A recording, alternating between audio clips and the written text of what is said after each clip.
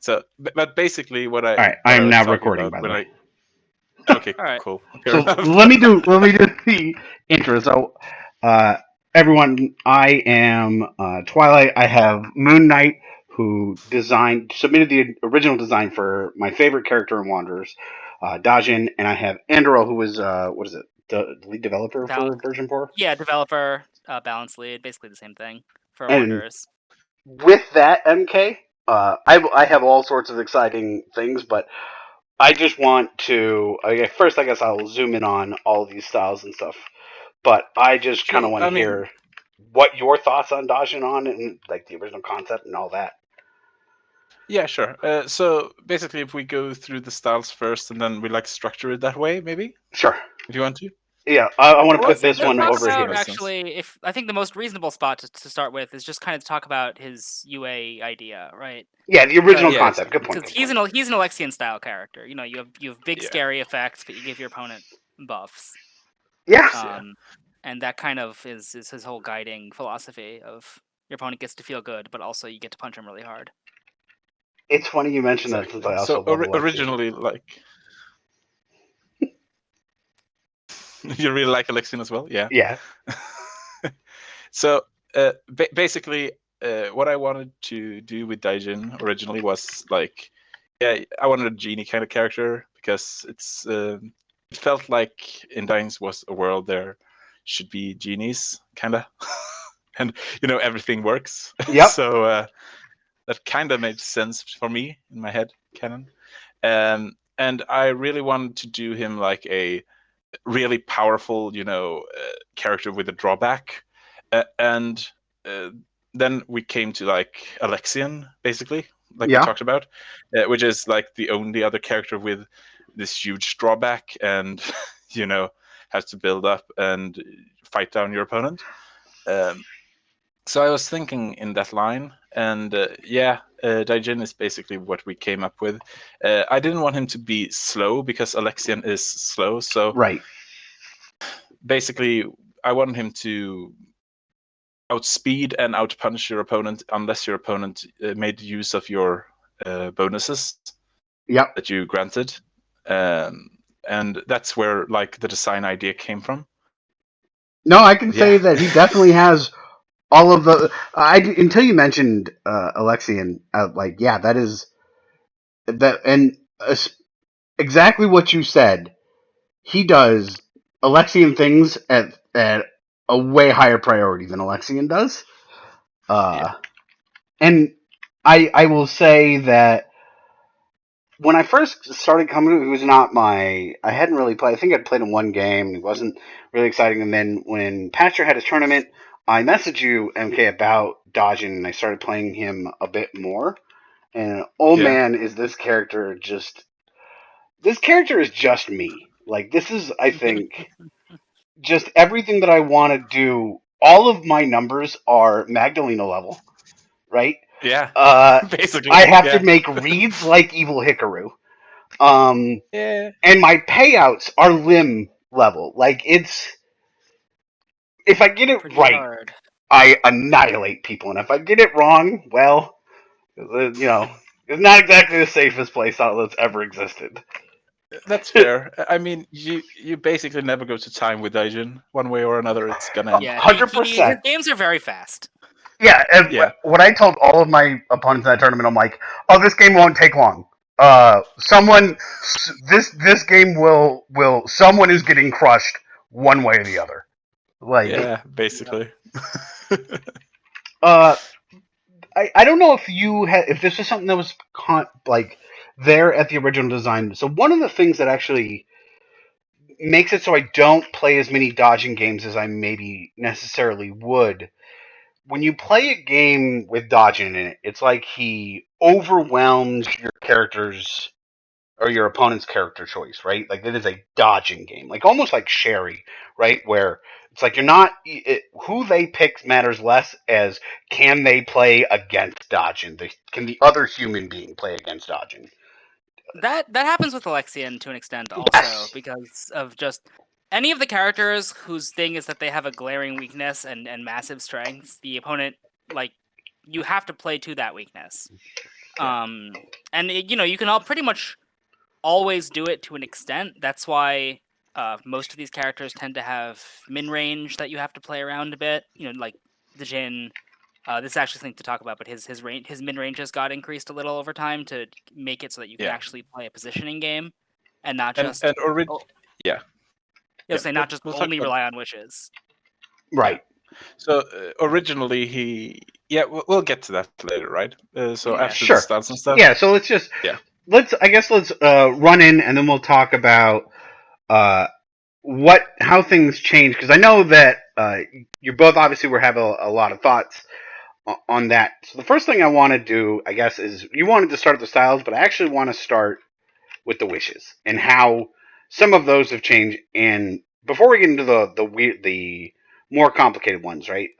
Past, like flight. Actually, starting with flight's a good one, right? So, granted the following effects: before teleport to any space, after teleport to any space.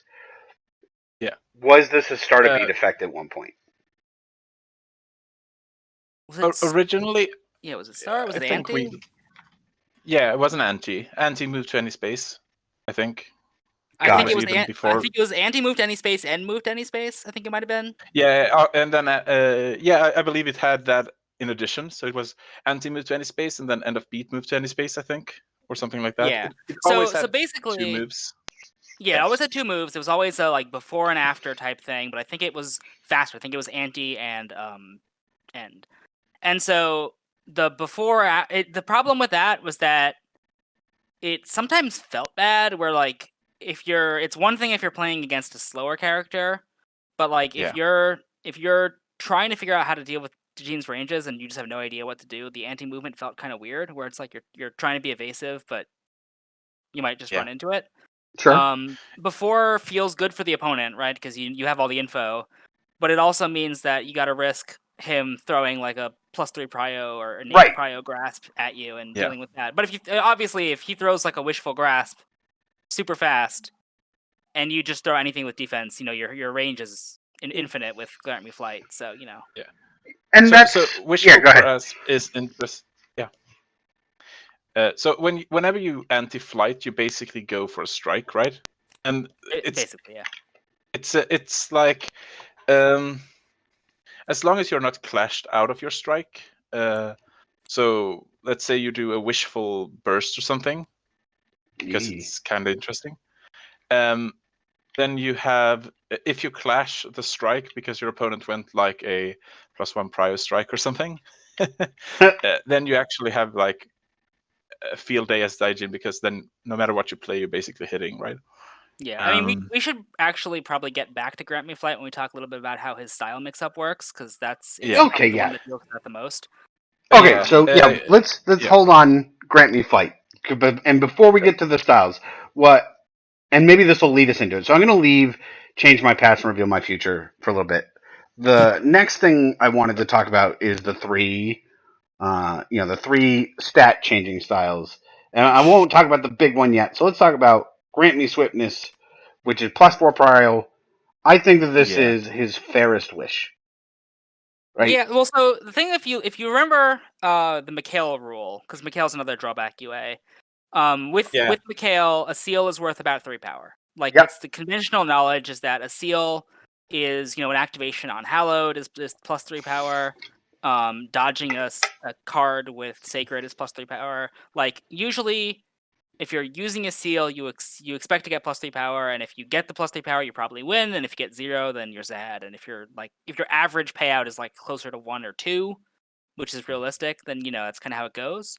But what that means is that really, when you're talking about how to like turn wishes into damage, you want to turn them into damage, right?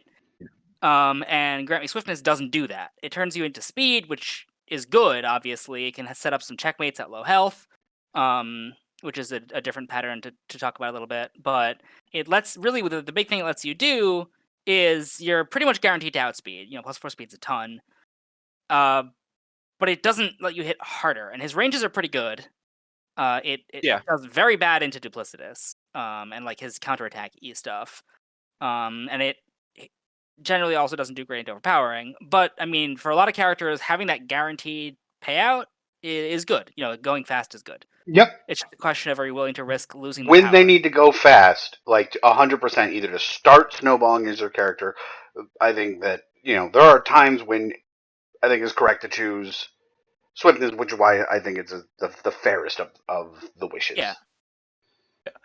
Grant Me Swiftness is also like the only, it's the mix-up for the real strong slow characters.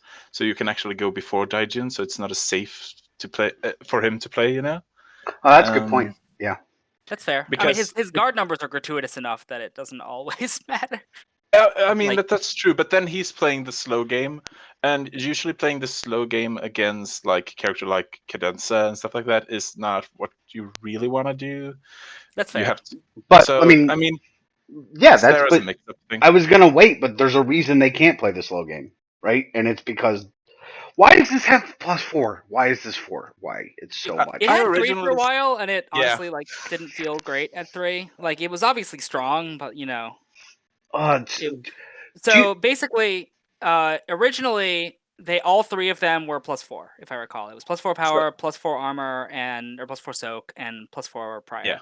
Yeah, across the board. Correct. And then go ahead. I was kind of like I think originally I was 4 for 4, and then we said strength is too strong, so we went down to 2 for like just a few checks. Yeah, it went down to 2 and felt useless. It went back up to 3, and it felt fine, but kind of meh.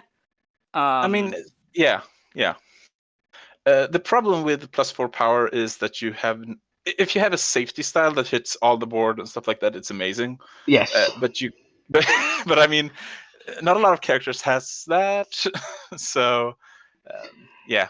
Yeah, because this is where I want to talk about, and we'll get to specifically, one of the scariest things as playing about Dajiin, and we'll talk about it in a second, is reveal my future and to change my past, right? Where all of a sudden you have like basically nothing and they have everything. But that aside, this at +4 and having this, it's almost like, so these two, like swiftness and flight, are fine for the characters who I guess need them a little bit or whatever, but they're not scary. But man, +4 is just like hitting someone with overpowering and getting stunned out when, like, even if you try to do it correctly. This card scares me so much when I play against Dajiin, and maybe that's supposed to, right? But it feels really similar to Grant Me Toughness. It's like the differential feels pretty similar. Yeah, I mean, the difference is the Grant Me Toughness works if Dajiin is hitting you, and Give Me Strength works if you're hitting Dajiin. And that the difference is relevant because Dajiin has a respectable amount of evasion, right? So overpowering prevents them from using movement-based hit confirm. And is it Wishful? No, Masterful has a Start Retreat 1, which you can combine with Burst. He has a respectable amount of positioning control. And then obviously dodge and burst, which means that it's one thing if you throw Grant Me Strength with shot and hit a really big shot, but that's what his weakness is, right? Your opponent, he basically starts 4 or 7, depending on how it goes. Probably it's closer to 4 life down, just because he's probably gonna get hit by a big attack at least once. Yep. Yeah. I guess that's really. I almost just wish this was like. Was this ever tested? Was Grant Me Strength ever tested as like +3 chip 1? I guess that's my biggest issue with it. Right. There is like at +4 specifically. You said that he's a respectable amount of stun guard, but like +4 on a strike, or even just 7 is getting through almost everything if you look, right? Only boon, or overpowering aside, which even then, right, you're not surviving without doing something else. Even boon has 5 stun guard. You're not getting through it without also anting stun guard. And I guess that's where why I always wondered why this is 4 instead of 3, or if it is 4, why there isn't like at least 1 or 2 stun guards somewhere else. There wasn't really a common design philosophy, and so one thing that's worth mentioning is that because the way the production pipeline worked for Wanderers was finalized before anything else. Like Yep. Wanderers was sent to press before Dev-Free and so on and so forth. So the idea of it making sense to split high power things into power and chip wasn't Got it. really implemented. So I mean that was obviously Yeah, I think you're done right. as an answer for Thessala. That was kind of the big where it came out, where we wanted to give her a +4, and it was too good at +4 power, so it became +2 power and then damage chip 2. But that's kind of a theory change. Usually you don't really want to do that. Usually, things that chip and things that are strong are strong. It doesn't really mixing them was kind of awkward. And that was not really a philosophy that was in place at the time of doing Wanderer's development. I mean, I actually really, just going on to that tangent, I actually really split, and the design space I feel like that it opened for you all when you're playing about the split in power in chip means that like the total damage is the same, but stun guard matters again. That's one of the things I do like about that 2 chip 2 power thing is that you get without making stun guard irrelevant. It makes sense for characters that can kind of build your own attacks again, like Thessala, and it probably may have been what would have been here with Grant Me Strength had we done the pipeline differently. But the attacks that kind of do that, I mean, the biggest and most obvious example of an attack that hits hard and then also chips to make up the difference is Soulless. Yep. Which it doesn't care. Soulless is an auto dodge, so who cares if it stuns or not? There aren't really many other relevant attacks in that vein. Jenna kind of has one, but she's more control-y, and the chip doesn't really matter there. So, the other weird thing with Grant Me Strength was that when Grant Me's toughness had equal numbers, meaning 4 armor versus 4 strength, Grant Me toughness just felt better. Yes, and that's actually what I wanted to ask is, obviously the moment you look at this, right, the first thing that you would think is like, why is this only 3 and these are 4? But first of all, I love my favorite part. It's like the secret design thing. When I think about stun immunity armor 3, right? What is the one thing that you wish any character could do? If you could wish it, well, I wish I could clockwork shot people. Yep. Yeah. I mean, sometimes you just want a clockwork shot. Yeah. But yeah, that's a good point, right? Body. Yeah. That these feel. I feel like when people are choosing wishes, there are 2 routes that they generally go down, right? They either go down, reveal my future, change my past, or they do some version of strength and toughness to do the outtrade thing, right? And sometimes you'll see a mixing of those 2 paths since they have 3, possibly 4 wishes, but most of the time it's stats or trickery. Yeah, I think you're right about that. So normally I say you either go plus strength and plus toughness, or reveal future, reveal past, and then either flight or priority. Yep. That's usually what I've seen when playing. And honestly, I would. Sometimes it's like the wrong thing to do, but we'll get into that later, I think, because there is no one right way to do it. It's all matchup dependent, and there are a few characters that need this +4 strength, but there isn't that many. So, yeah. So it's a difficult character. Now let's talk about what I think are that and specifically in this order, right? Whenever I'm now playing as Dajiin, I'm always worried about +4 strength. There's not much I can do about these other 2, so sometimes I'm just taking something on the chin. But this specifically is, I feel like, can I afford to dodge knowing that reveal my future, change my past up? Can I do this knowing that I always have to have an option in my hand that's valuable, that hits now in case they reveal my future, but also punishes them for making a wish if they make me get rid of it? right? Like well, these so here's the first big question, right? It's like, okay, let's say you play something, like you play a dodge, and you get messed up. What what beats that potentially? It could be it could be it could be doing a shot play. If they're wishing and dealing you 3 damage potentially, right, which is a situation or a common situation there, it's comparable to Grant Me Strength, but it's usually actually less damage than like say getting stunned by Grant Me Strength. Yeah. You go down some cards, but it's less raw damage. So, it's still going to be like that one big hit that you're basically guaranteed to take as the Jin. With Reveal My Future or Grant Me Strength, or are you talking about the combination of the two? Like one of the two, Okay. or potentially both. Like you're gonna eat something as him, right? There's going Correct. to be a wish. You are getting hit as Dajiin, and there's nothing you're doing about it at Yeah, some like there's point gonna be a during the wish game. that is a big problem for you, and you're gonna lose a beat hard because of it. It's just gonna happen, and it's often better to lose it to Reveal My Future than it is to lose it to Grant Me Strength. Huh. I think I like have subconsciously thought of that, but I don't think I've like heard it in words like that. But like I know how powerful this combo is, but I'm always more scared about just getting clocked for 8.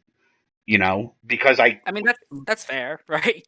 Getting hit hard hurts. And I've never understood really why, even though if you had asked me in the dark, which I thought was objectively more powerful, it's this combo, the reveal my future and to change my past, rather than this combo, the strength and toughness.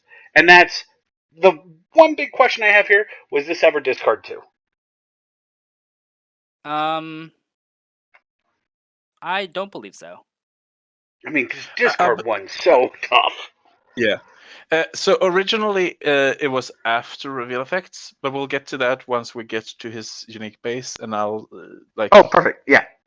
So and I just want to, for anybody else who will be watching this, the reason that this particular combo is so outrageous is the first turn, or not the first turn, but you do reveal my future, and almost in this scenario where you're planning this out, you almost regardless take the pair, put it in my discard once, and I have 3. I've got Is it going to be a total of 4 bases, right? No, I'll have 3 bases in here, and then next turn you do change my past, and you have all of your cards versus what it's like 3 bases, 2 styles, right? Yeah.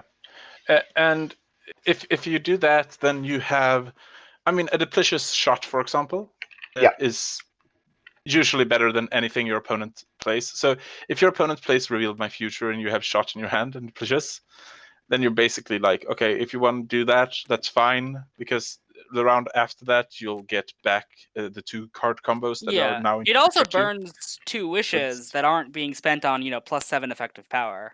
Yep. Yeah. And that's why I said, right, like you're going down one of these 2 paths, but being able to Lixus people at will for certain characters that ordinarily can't. It feels good. I'm not sure it is good. That's a good Especially point. because you're probably going to end up nailing Switch as one of them, and Dajiin's styles are all really good. And more importantly, their shapes vary enough that he can still play pretty effectively with 3 styles. So let's use this to jump in before we jump into styles. No, okay. Let's first talk about empowering. My other big question is: was there at any point that this wasn't a end of beat effect?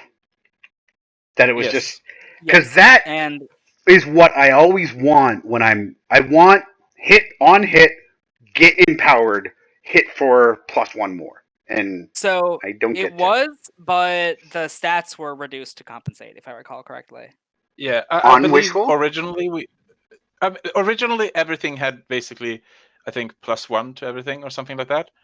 And then his ability was basically, if your opponent has anted 3 wishes, you get -1 power, -1 priority, -1 stun guard, something like that. Yeah, that's basically what it was. Yeah, and basically all his styles were +1, +1, +1. I think was like something silly. Something like that. They got more shaped as we went. Yeah. So originally, the boring thing about Dajiin was basically his stat line was +0 to 1, +0 to 2, +1 to 2, plus. Oh yeah, okay. It was basically all the same stat lines, and then Yeah. it was differentiations of +1 power and +2 priority, +1 priority, +2 powers. All over the place. It was basically 5 copies of Almighty. And that's why I'm like, okay, not great, actually. Yeah, it doesn't sound awesome. I mean, it's really powerful. good if you're in a slugfest, but when you run into characters, the specific problem is that there were a lot of characters. I mean, see the old Eligor versus Vana problem, where it's like, oh, I have a fast slow mix-up that lets me hit with +3 power. Cool, I'm Eligor. You're dead. Yes. Like, I don't care if you have +3 power, fast, slow. I go slow and hit for 5.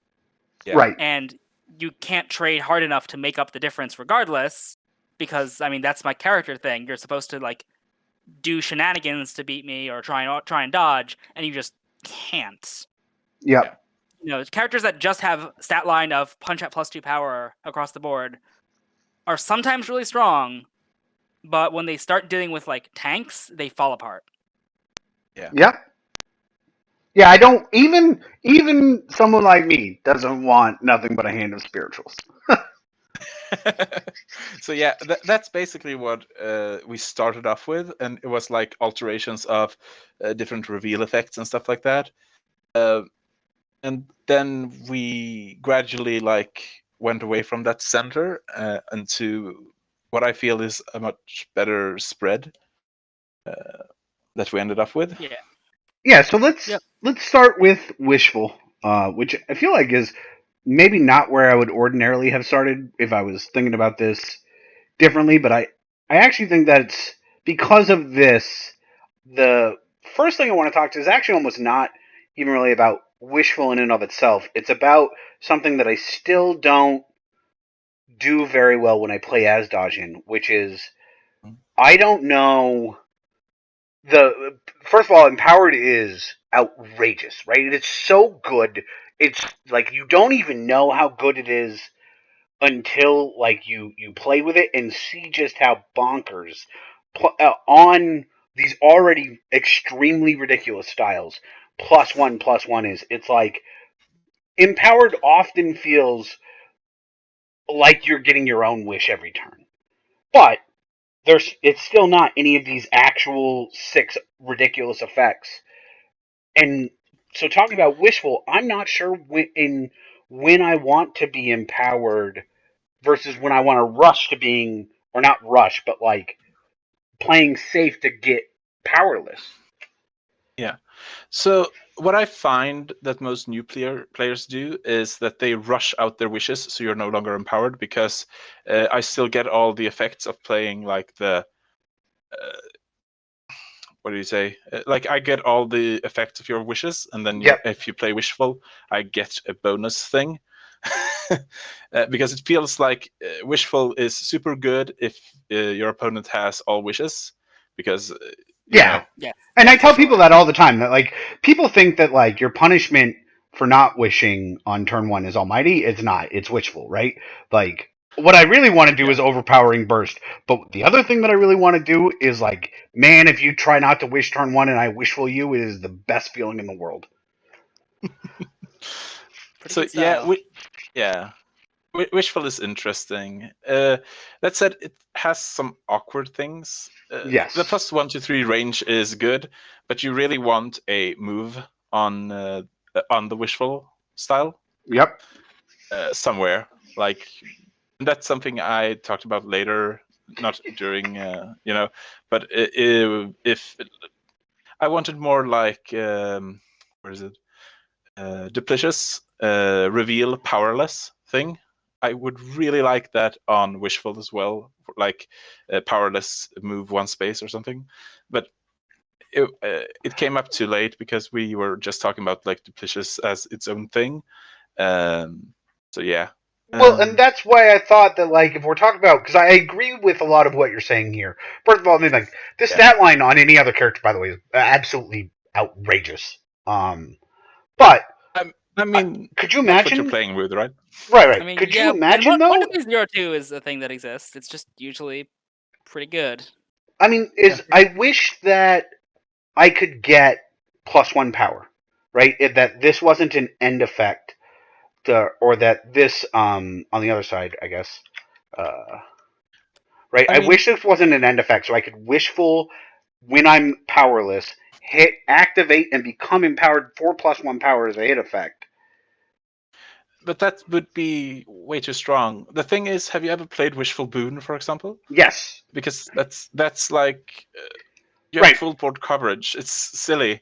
Yeah, I guess that's talking about that. And we'll talk more about why one of the reasons I love Dajiin is, man, the first turn with Dajiin just feels like an embarrassment of riches, right? Like it's like wishful boon, overpowering burst, Yeah, fair enough. duplicitous shot. Which one of these nightmares are you dealing with?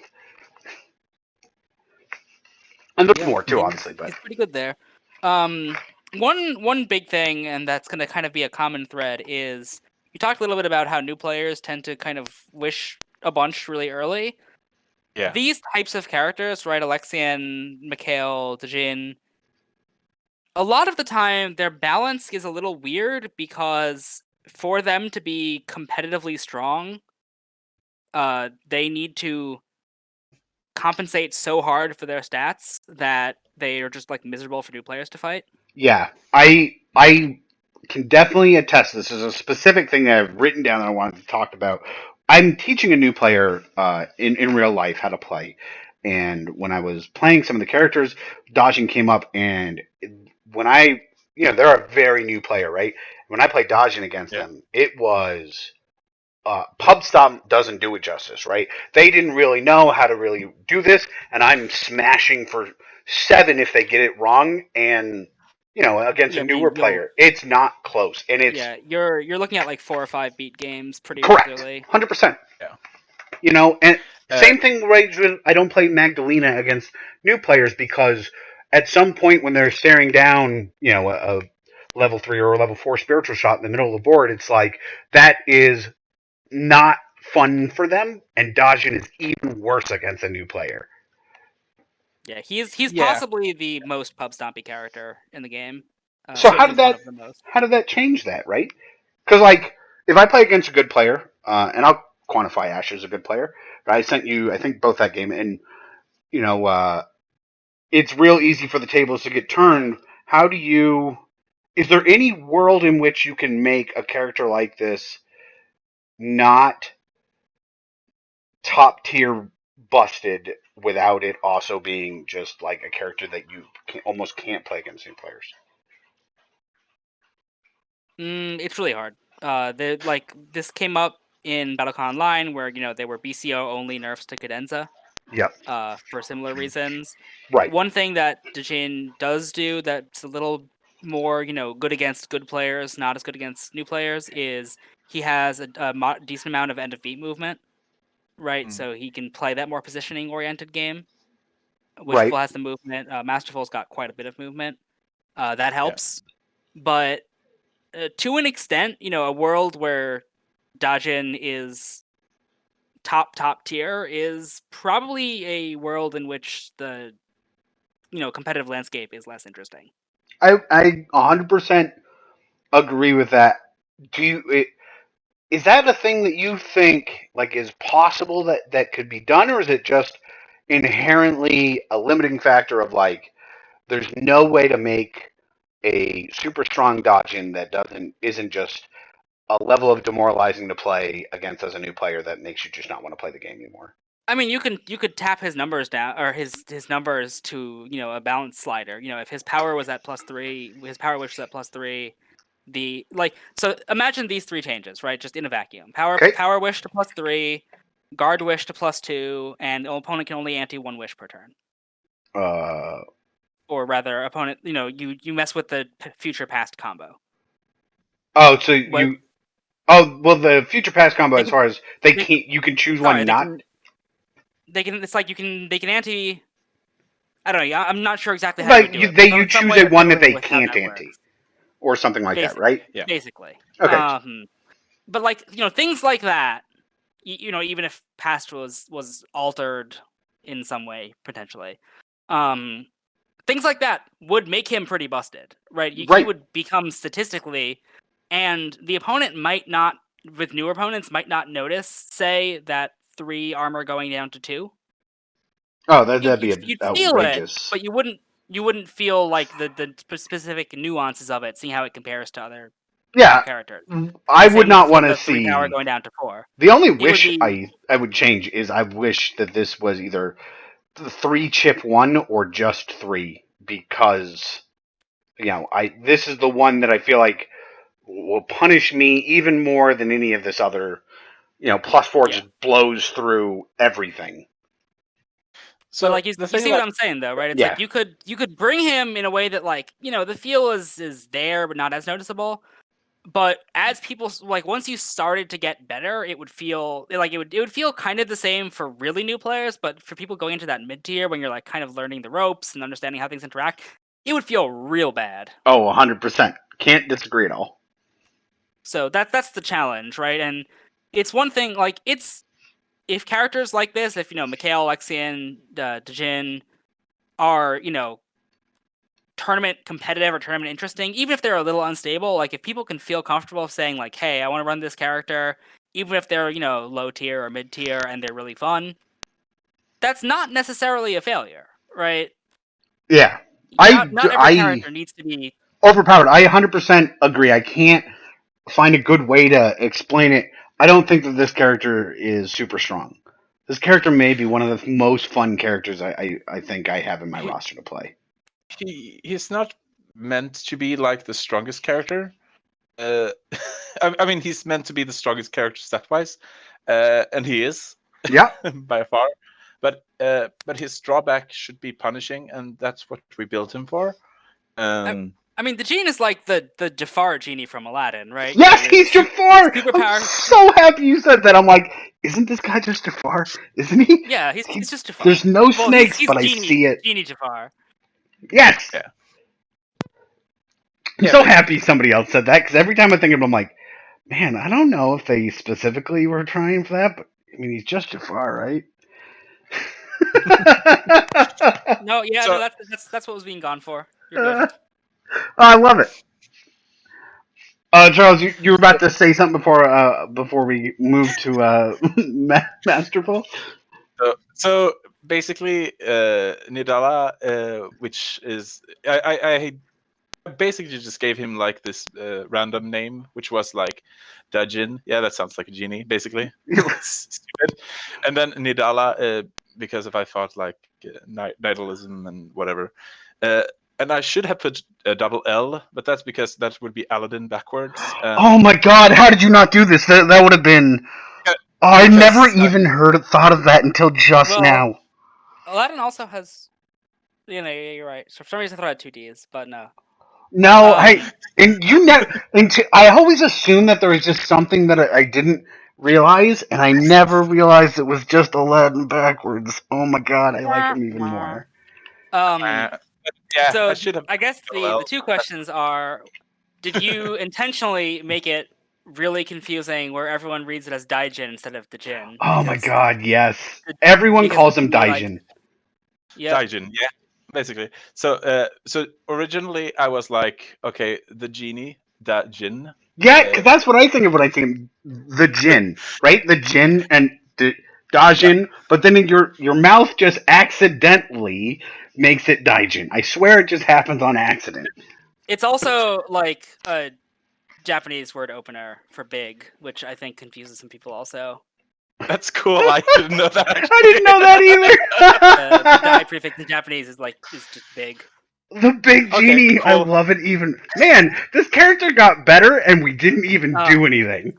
So the other question about it is why cowboy hat? Are you kidding? So was there a specific reference there? Yeah, originally this my original thought was like a grave robber that accidentally got into the tomb and wished to be granted the power to get out, and then the genie possessed him, but he kept the hat as memory stuff. That kind of got changed during lore reasons to have a big bad guy in Wanderers. So that's not official canon anymore. Right. So is this like the official villain hat? So that's like more a Indiana Jones inspired. Yep, I knew it. grasshopper I'm hat. so happy that it's correct. I knew it was Indiana Jones, and I was just hoping to hear it verified. But and then that could change. But he kept the cowboy hat, so it's from a lore that's not correct anymore, officially. Oh well. Oh well. All right, so I think we were on Masterful. Yeah. So, and this is a little bit outside my scope of things that, but I know that are things that I feel super comfortable articulating. So when you all talk about stuff like the shape of a card, right? Wishful and Masterful feel very similarly shaped. And how did that, was that intentional? And like how does that work from both how it was originally designed but also how it evolved? I think originally they were actually the same, right, Charles? No, that line was not really the same. Wishful was made a lot. Like Masterful originally was. Oh my god! Let's see if I remember this correctly. It was +1 range only. It was +1 power, +1 priority, and then it had start of beat move 1, before activating move 1, after activating move 1, end of beat move 1. I think so. It was just once. Oh, that's all the way way down. different. They were. Yeah. Did it? But it's because I know we had like 4 of those cards, right? Isn't that just a Lucius card? K had one, Lucius had one, Gar had one, and Darius kind of has one. Yeah. And they were like, "This is too many 4 move cards." Yeah, and the difference was like Dajiin's would have been when we talked about empowering and stuff like that. Masterful would be too strong. So we decided to change it, and I think it's correct to change it because it would have been too much positioning. Yeah, thinking about this in terms of, I mean, we'll talk about one of the most important cards in this kit. Like when we went a bit in towards like the more real Dajiin, it was start retreat 1, yes, and then end of beat teleport to any place, I think. Oh my god. Like be still my heart. But it changed. Yeah, it changed to advance or retreat 1 or 2, which is it's functionally pretty close, right? Yeah, it's pretty close. But I really like the teleport thing, and I'm kind of sad that that was lost. But it's fine. Masterful was very different, like the original thing I had for him. But yeah, it's still good. And I like these. I like that they feel similar, but are slightly different, right? They're really close. Yeah. So. I mean, wishful is what makes you so quick. I mean, +3 priorities since you have empowered. Yeah, it's outrageous, right? And it's outrageous. Something. Is that true? What is? The second fastest? Well, Alumis, right, has Ghastly. Yeah, Alumis has. You're asking how many other things are +3 power? +3 priority. +3 prio? There aren't many. Welsty's got Quandary, which is amazing. Lim's got Chimeric with her UA, which is amazing. Alumis has Ghastly. Yeah, Loomis has Ghastly, which is +003 or 023 if you get the buff. Yeah. Demetros has a printed +3. Yeah, sure. The only one that's faster is Arya, which has a +4. Arya's right? got a 4. Yeah. Rin has a potential 4 or even 5, I think. It's like outrageous or something. I mean, but with potential, it's like we have Demetrius at a +8 or something. Yeah. So. Yeah, well, it's much easier for Rin to get to 4 than it is for Demetros to get to 8. Yeah, that's well, no, that's not true. He just plays his unique base because that base is fast. But Hekech is is Hekech, right? Sure. Yeah. But I mean, this is for most things. +3 prio is outrageous, right? Like it's a thing that when you have And when you have something that has a base like Boone, all of a sudden looking at Prio 6, burst strike dodge grasp is pretty outrageous. Yeah, agreed. So yeah, I mean that's why Wishful is so good, because you can actually. Honestly, I like slow Wishful, like Wishful Burst or something. Yep. That's still Prio 4, which clashes drives and stuff like that. Another thing about Dajiin is that, in a world where Reveal My Future is a thing, and for characters like this, most heavies are going to have, one mix-up card, which will either be a fast card or an ignore guard for Caesar. Alexian happens to have 2 fast cards, kind of. He's got Mighty and Regal, but Regal's really his fast card. When you've got a drawback UA, you kind of need 2 fast cards because they can work around them more easily. And so these are his 2 fast cards. For Mikhail, it's Hallowed is obviously his fast card with +1 prio, but he also has Sacred as an auto dodge to kind of make up that gap. Yeah, I mean, I also, now that I have been thinking about this, the 2 heavies that I liked, shocking now no one in this conversation, were Alexian and Mikhail. So, yeah, makes sense. I mean, I feel like, this character just sees me, right? Yeah. I'd say, compared to Mikhail and Alexian, Dajiin is a lot more thinky. Yes. Very much so, yes. He's very thinky. Yeah. Right, you have to make decisions with Dajiin that you don't necessarily, something like Steeled, and I forget the other one, but there's 2 very similar shaped cards, like Steeled and Stalwart's the other big thank one. you, Stalwart. Yeah. They run in and hit hard. Right, styles. They both will do the same thing, and hit almost kind of regardless, and you can kind of mix and match. But it's almost like even between Wishful and Masterful, even despite how much I've been saying how different or how close they are, they're almost so different that it can make or break a match. Yeah, I mean their range profiles are quite different, right? You've got the one of them has min range, the other one sort of does, but not really. One of them has a lot more range, and that's a pretty big deal. Yeah. So basically, if you look at Wishful, it's +1 to 3 range. Meanwhile, Masterful is retreat 1, so it's -1 to both those stat lines, basically. So it's 0 to 1. Yep. So they play in a different way. Sure, if you're in the corner, then Masterful loses its retreat 1, but yeah. Yeah, and they're meant to be.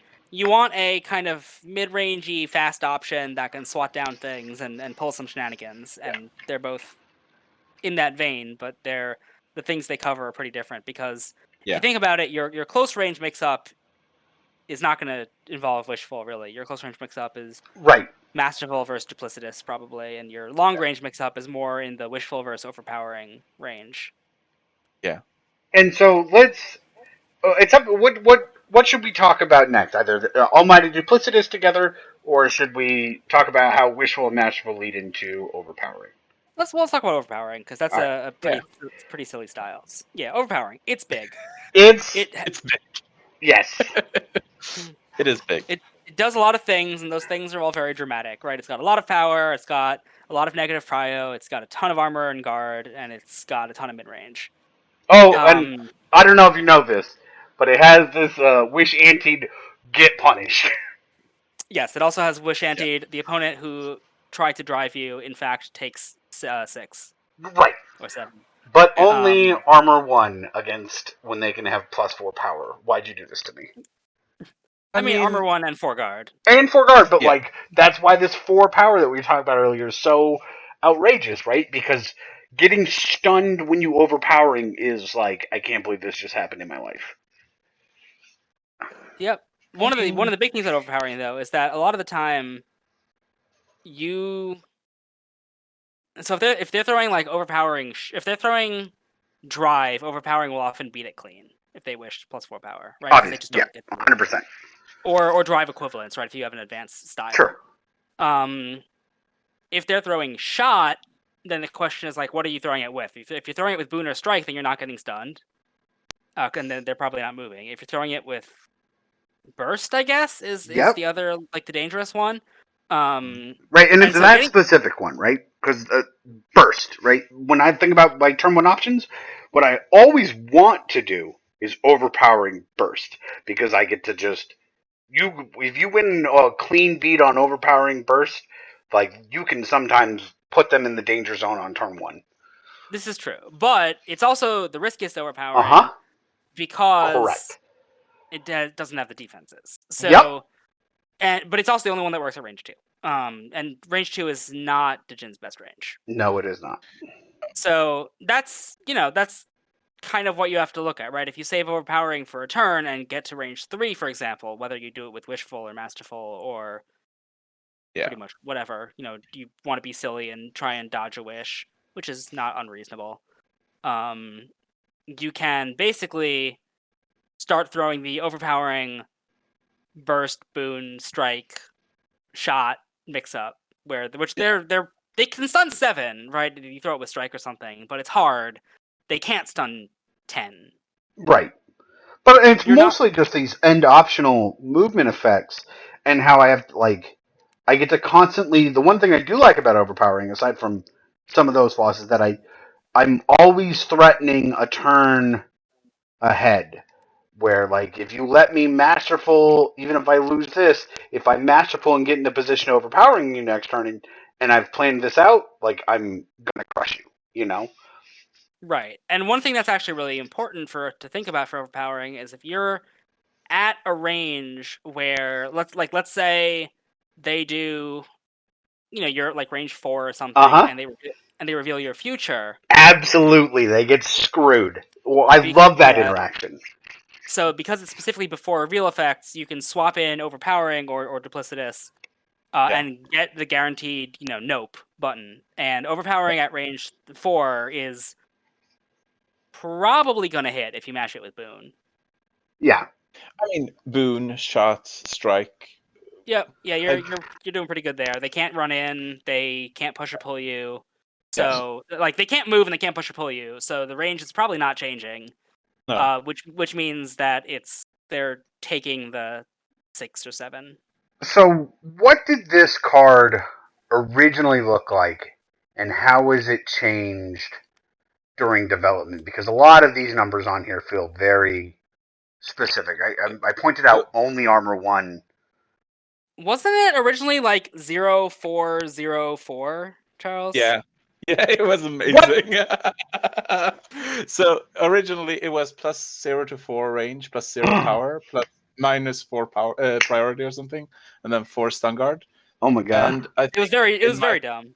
It was very dumb. Oh my god! And I think originally I had, but that was kind of that got removed kind of quick because it wouldn't fit on the card. But it was reveal, gain, soak armor basically equal to the power your opponent gained this turn or something like that. So basically it canceled grant me strength and anti-power stuff like that. So this was you played it with Clockwork Shot or Strike. It was I mean, not quite Clockwork, right? But the big payout of you have to play around this card, not Clockwork specifically, but the scary part of Clockwork. It was just the button. You just push the button every so often. Right. Yeah. So it was basically Clockwork, but it didn't have stun immunity, and it didn't have soak reliably. Yep. Which was kind of awkward. Against big, scary guys like Cadenza, it basically did little. I mean, it was +4 power, and it was slower than Cadenza, which was... that seems like a big deal. Yeah, that's the thing that you want against Cadenza. Yeah. Outslowing non-Clockwork press is pretty good against Cadenza. Yeah. But it was the problem with it was that you still had your empowered, so you actually went faster than you thought you would. Oh, that's a good point. Okay, to be fair, the problem with it was that it was very boring. Sure. Yeah, you pushed it every time, and it was very dull. Oh, so it was lost? I'm sorry, you said very boring. Hit always? Jokes fall flat. I mean, basically, overpowering was, and I already have made one of these styles, so I was fine by changing it, but it was closer to Syndra's smoldering. Okay. Yep. Like stat wise, and smoldering is amazing, but Yep. Yeah, actually, that's a good point.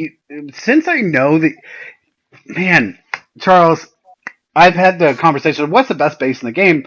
And the traditional answer, in my opinion, was always the same. It was wings, right? Yep. But now I don't know yeah. if you know this. We have this card here, which I'm like, it's a real contender for best style in the game, or best base in the game. Boone is good. Boone is no wings. No, I mean, let's be real here. I mean, Boone is better strike, and I mean, better strike is good.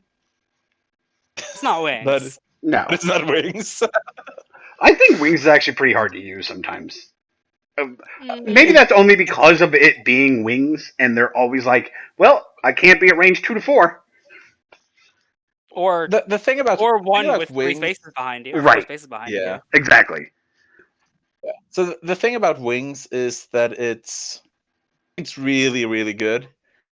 But the thing is also that it's on a character that's, I mean, she plays fine and she plays okay, but she really needs that like. Yeah, her power budget's all messed up. Is the thing. Like Syndra's power budget is very weird, so it kind of she can be carried by wings. It's fine. Yeah. It's not like Syndra's got Jair. She can be carried by her good unique base.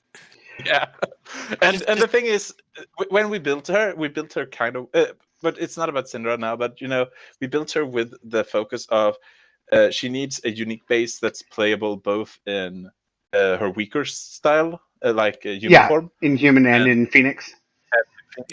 And for it not to be like unplayable in both, it had to be kind of strong. Sure. Yeah.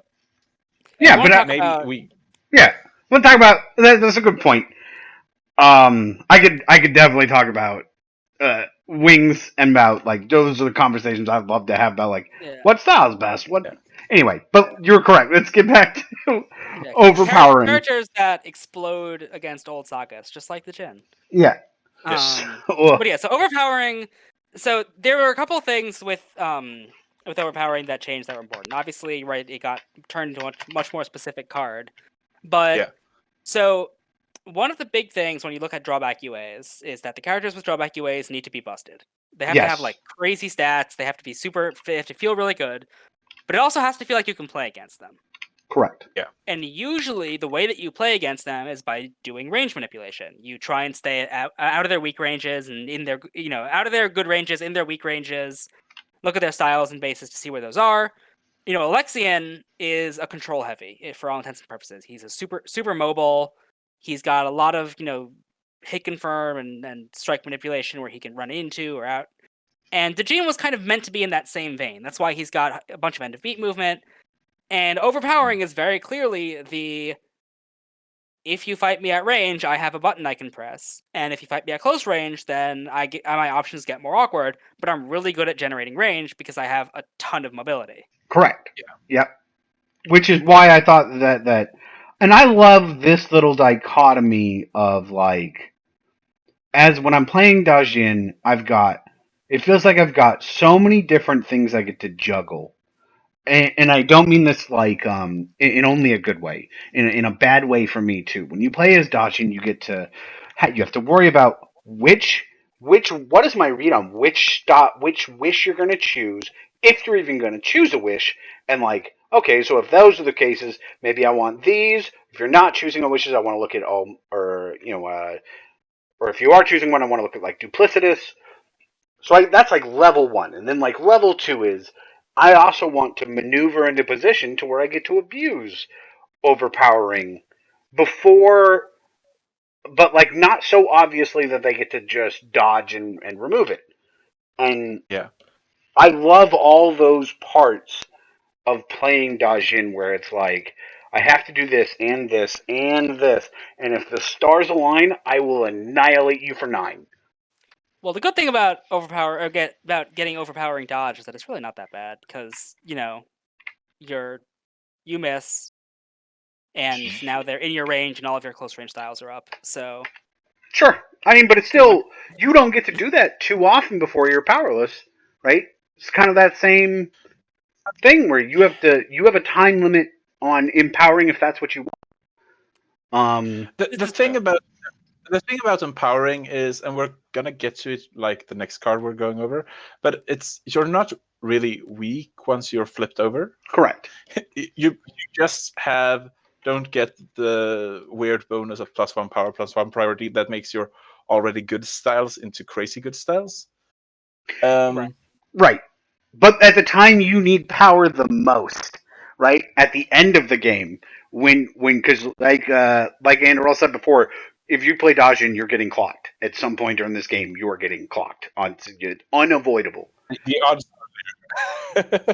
So I mean, if you don't get clocked, you win. So. Obviously, right? Before we ever get to that point. But most games you'll get clocked. And at the time where you most need to close it out, you won't have it. But with that said, if you've survived and they're no longer, depending on where things stand, if you've survived and you're no longer empowered, you're not anywhere near as likely to get clocked at that point. You'll take something. So why armor 1 then? Why not armor 2? Why not stun guard somewhere else? One of my only complaints about playing with Dajiin is that it feels like I have all this resilience, but that only comes from being fast. I can't fight overpowering. It feels like I can't actually trade a lot of the time. But isn't that kind of the thing about Dajiin? Because when we made him, I was like, I want to make a fast character that hits hard with a slight drawback, or with a drawback. And for him to fight all opponents, you need one of these styles, like overpowering. Yes. Right? And if you want his other styles to have like this real punch, it has +3 priority, that's crazy, or +2 priority, +1 power, or +1 whatever, like his all styles has, then you have to have this trade-off style. And overpowering is attuned to, like, we talked about Mikhail before, right? He basically has this style, but it's in apocalyptic. Yeah, apocalyptic. Yeah. And the armor 1, I think originally he had stun guard 4, and we felt it was a bit too weak, and we didn't want to go +3 power. So basically, 1 armor is fine on it. It's like a compensation armor. So then, Charles, it's time to call you out. So why is overpowering underpowered? Overpowering isn't unpowered. It's a mix-up. And I honestly really like overpowering. But people that know that we had another overpowering that basically was Clockwork Shot all the time feels like overpowering is underpowered, I guess. Yeah, that's the story? I don't think it's particularly an underpowered card. Like, it works ridiculously well when it works, and it works more often than you might expect. Yeah. It's funny. I feel like games where I can successfully land an overpowering and a duplicitous are the games that I will win. And if I can't land actually both, it feels really hard. And the other thing is that overpowering is not really meant to be glued to burst. A lot of the time, it is most interesting with, like, strike and boon or shot type situations where you're really covering a range 3 mix-up that you've already made in advance. Using it with boon, or using it with burst, is theoretically really good, but it actually it hurts your positioning, it hurts your evasion, and it risks getting stunned by power, which are all pretty painful. And so I do like that, but you also have, right? It's always scary, I guess, to not burst.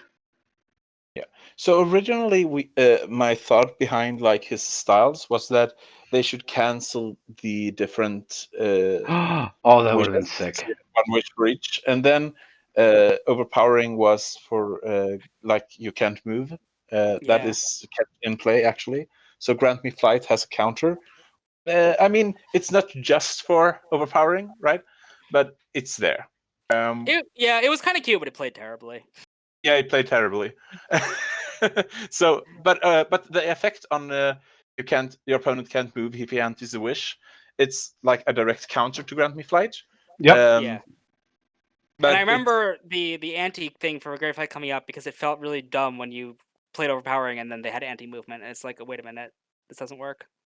Yeah. Oh yeah, that sounds terrible. Actually, that would feel like the worst. At any point, did overpowering just say reveal wish anti wish not granted? No, but a different thing did. Okay. Okay. But we're gonna get to that soon. Yeah, we'll get to that. But yeah, so like overpowering, it's very specific, it's very dramatic.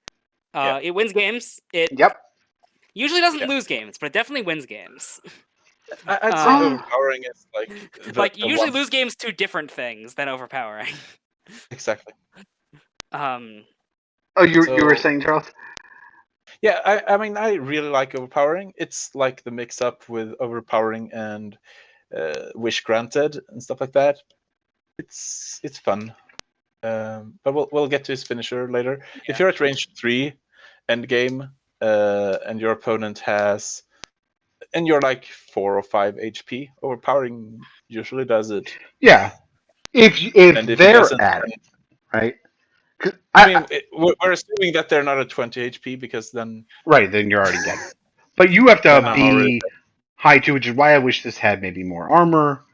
But again, like remember, we have to consider that thing we talked about earlier, which is just like pumping his stats at some point just makes him really awful to play against. I 100% agree. These are all just my wishful fantasy.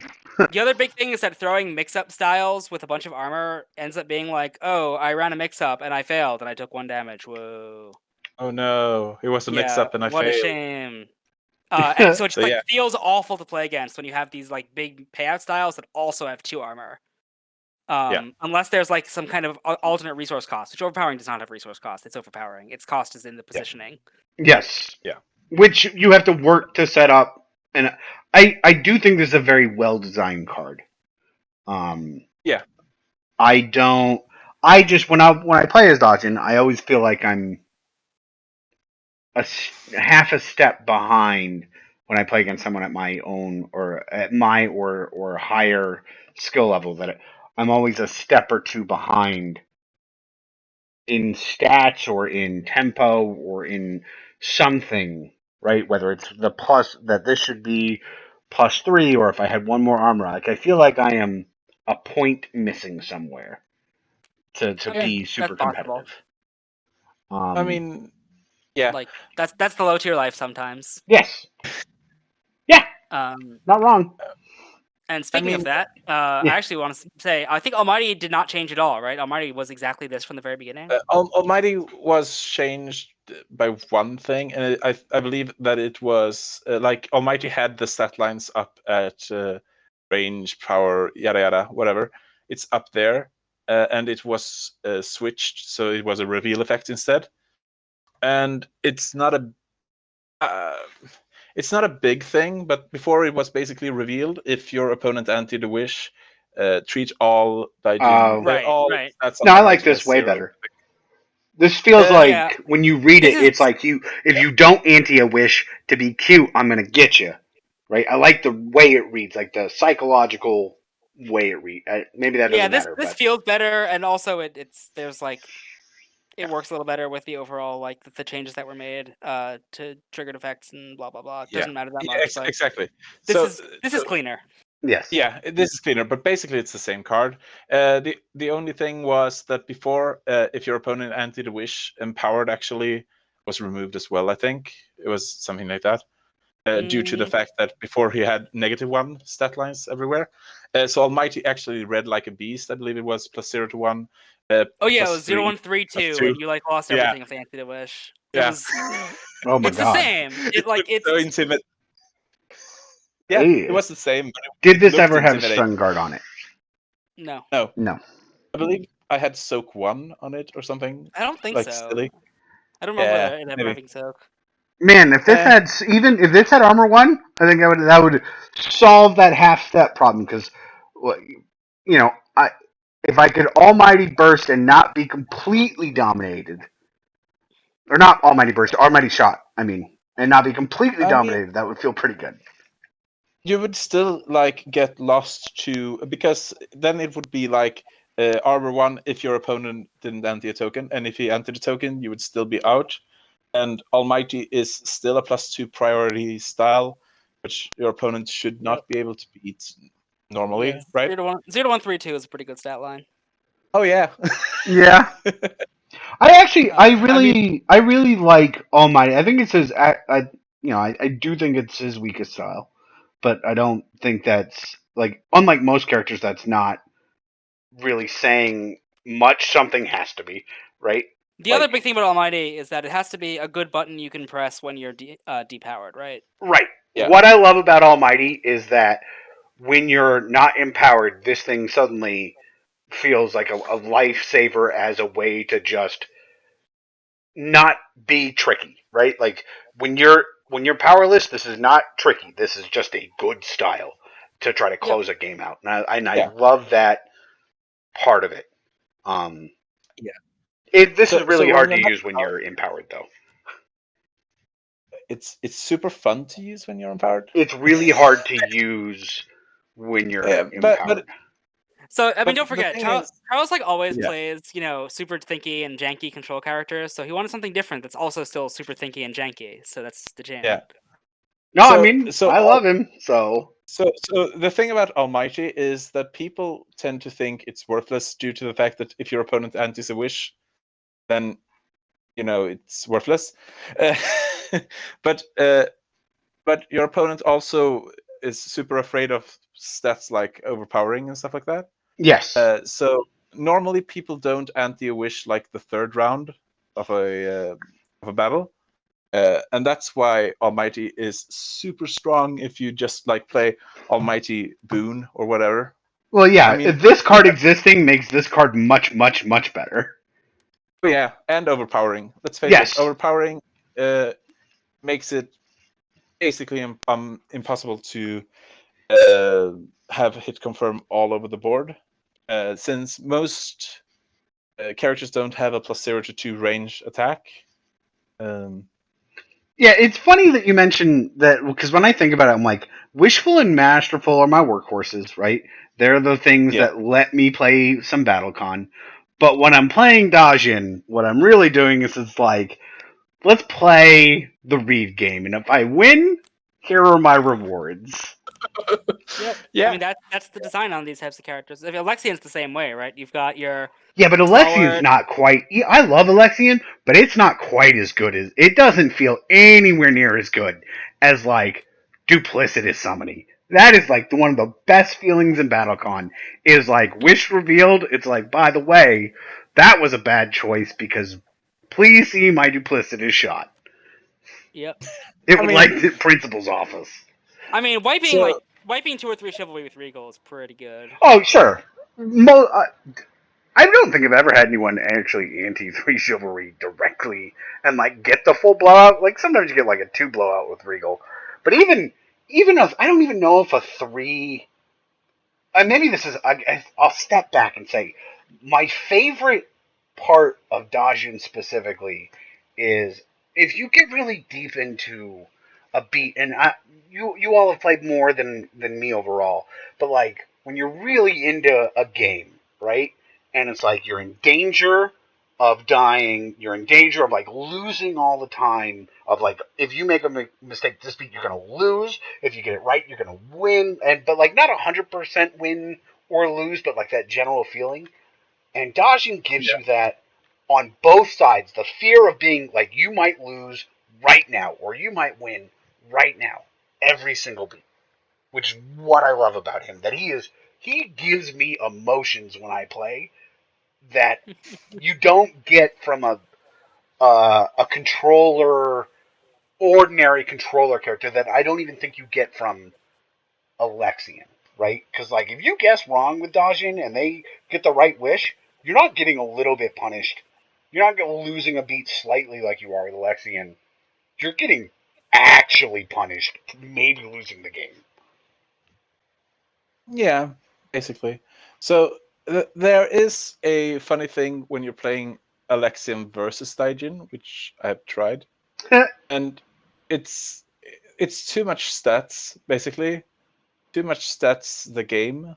Yes. It's a very fast game. Where it is usually a very fast game, but the thing is, you can, if you anti let's say you anti 2 chivalry token onto any of Daijin's styles. I mean, +4/+4 it's insane, and the problem is it's not one-sided, because then Alexium antis like grant me flight or grant me toughness or something, and he just like tanks it, and it's super silly. Yeah, I in the tournament I had to play. I played against Joala, who was playing Oriax against Dajiin, and that was every bit as terrible as it sounds. As I'm like, what build a finisher would you like with your 11 possible antis today? Yep. Yeah. But so Almighty, I feel is like not his. It's a really important thing for his kit, right? Yeah. But it's not the big payout. When most of my big payouts aren't even overpowering, they're just scary and threatening, and they work. Most of my good, amazing stuff comes from this, what I think is his best style by a lot. This card is amazing. Man. Pretty good style. I love this. First of all, this +3 guard on Powerless Reveal is way more important than I ever thought it was. But man, that stun immunity. Woof. Yeah, Duplicious is good. How much did this change over time? Sorry. Duplicitous messed with wishes at first, didn't it? In some other way. Yeah. Basically, and I think we're gonna get back to what Duplicious did when we talk about Boon and how that changed, because you could do some really silly stuff with Duplicious Boon, like in the original Daijin. There was a version where Duplicious returned the wish, like de-antied the wish, right? It was like what Duplicious originally did was basically like a +0 to 1 +1/+1. Like without empowered, so it was +0 to 1 0 0. Yeah. I believe it had stun guard or or armor or soak or something, like in the original. And it was kind of, if you anti the wish, return your wish. Yeah, it de-antied the wish. So it didn't the wish, but it just delayed it. So I never wanted. I know, like, I feel like de-anting a wish might be a little too weird, but I really wish there was a way I could, like, one of these styles had end of turn, choose a wish. That wish cannot be antied next turn. Oh, wait till we talk about denial, which is coming up. Yeah, didn't Boon have that?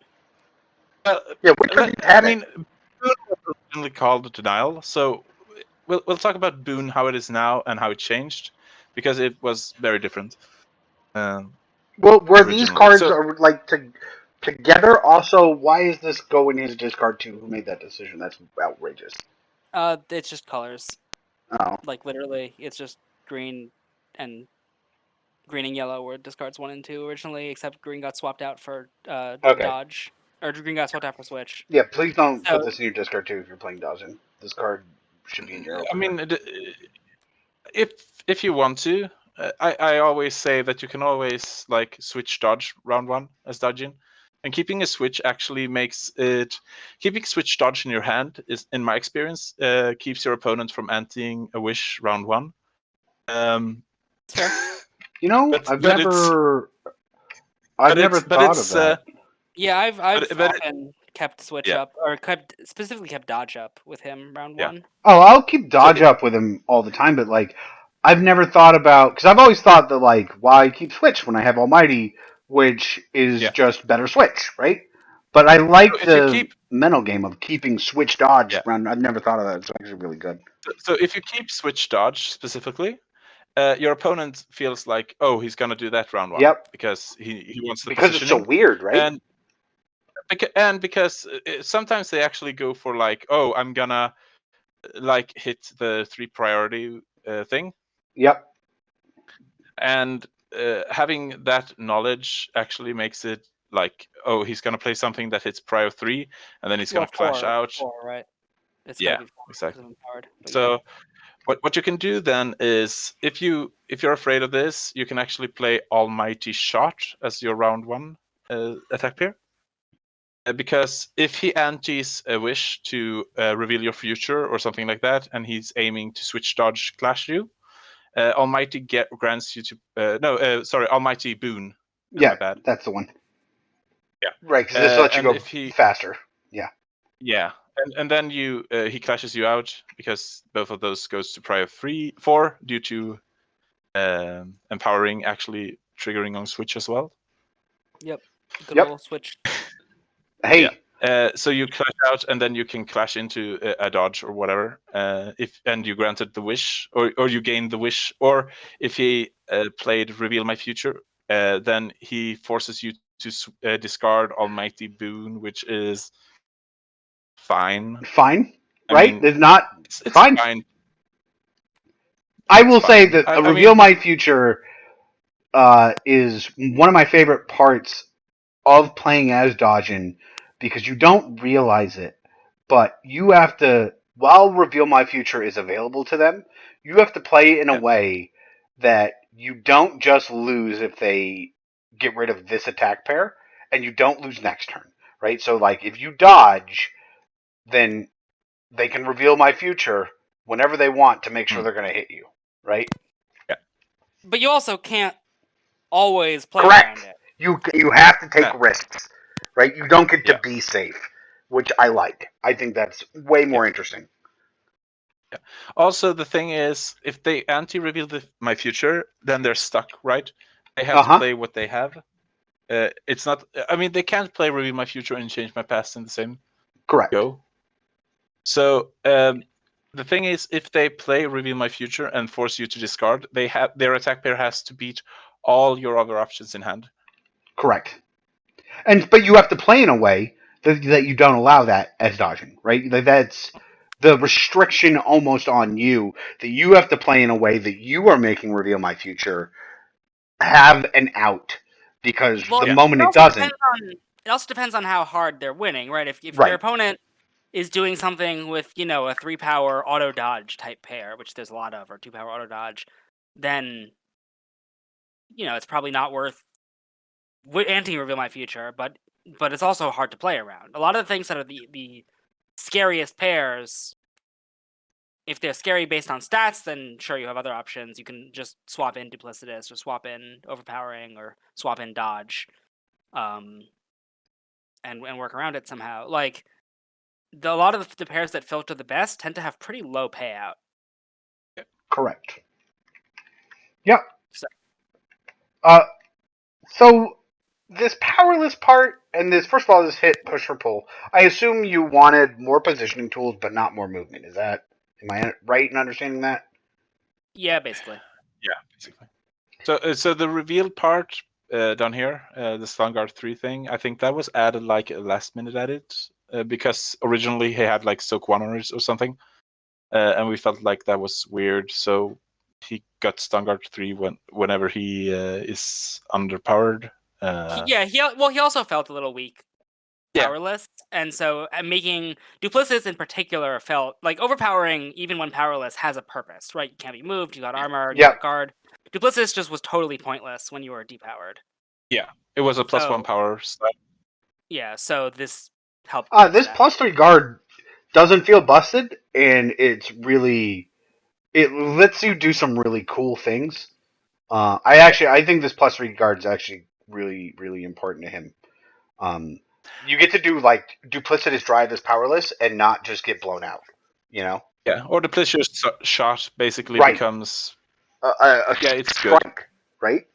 And then there's okay, so now let's talk about it. So let's talk about Boon as it currently exists, and then I want to throw it over to you, Moon Knight, to talk about denial. Yes. So I want to talk about man, the hardest part about playing Dajiin is it's almost like I'm a kid in a candy shop on turn one. I have so many cool things I get to do, and all of them are awesome, but nothing is as good as booning someone on turn one. Which this hit you and the opponent regain 2 life as a hit effect could be one of my favorite implementations of like chip versus how do you do stunning versus stun guard. I love this. So if I hit you on turn one when you're full health, guess what? You're just taking 1,000,000 instead. Also, it's still relevant late. Man, so let's talk about this card as it exists. First of all, that push one is weird. So why is you think that? It's weird? Why is that? Yeah. Why is it only powerless? Is this card overpowered if it's when you're in power? Yes. Yes. Yes. Yes, it is. Yes. Like massively What a so. snap answer. I mean, okay. Here's the thing, right? So take off that powerless line of text and open overpowering boon turn one every time. Yeah. Do you wish to enter your token? Oh no, you do not, because you can't move. If you anti, you die. If you don't anti, well, I can hit you. So you're. Oh my god, it's a before effect. I'm so dumb. I can imagine. Yeah. Hush me. Yeah. So yes, the before effect on. So basically, the point of that is that when you are powerless, your min ranges stop mattering, except for overpowering at range 1, right? Yeah. So it gives you a lot more flexibility to play. Wishful boon at range 1 now starts working. Overpowering boon at range 2 starts working, and unless they're specifically driving, they probably die to it. Yep. So yeah.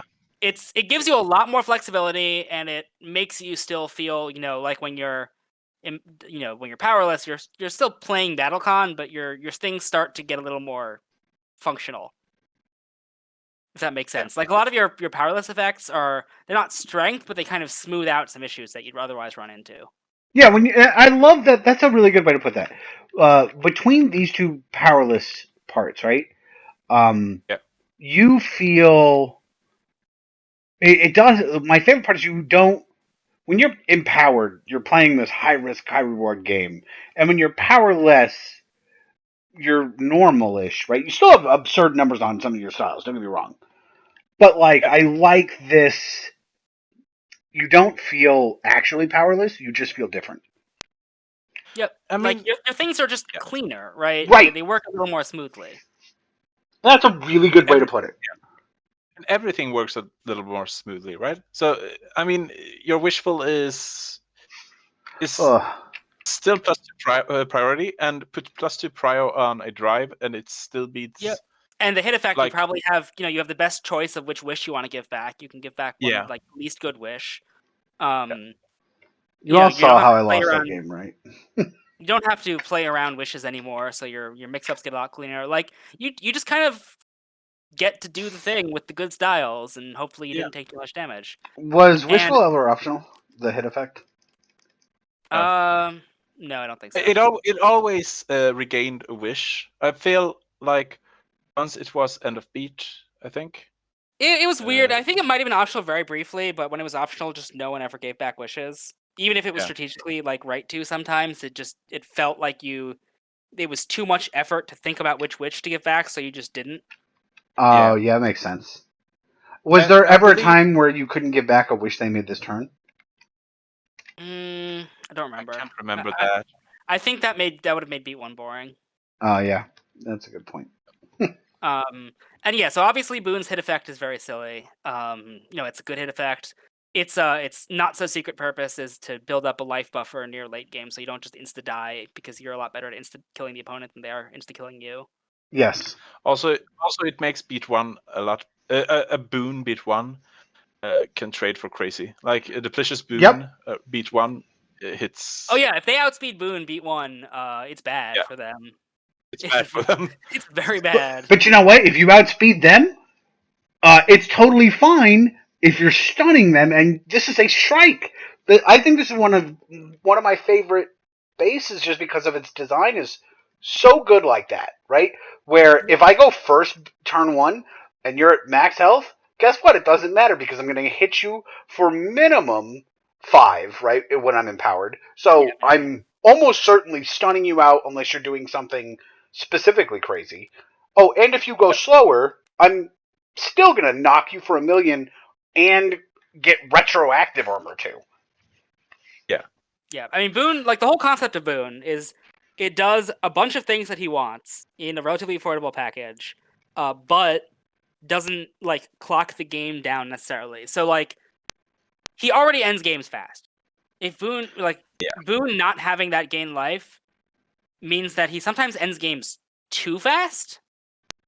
If that makes sense, like, getting the opponent really low, because healing is good because it helps to mitigate that, like, hit that you're going to take, right? If you've got 26 effective health, then losing 3 or 4 or 5 or 6 guaranteed is not as big a deal. Yeah. So Boone also kind of builds up a life buffer that makes your mistakes a bit less punishing. Even if it makes the opponent live longer, you can win an attrition game a lot of the time.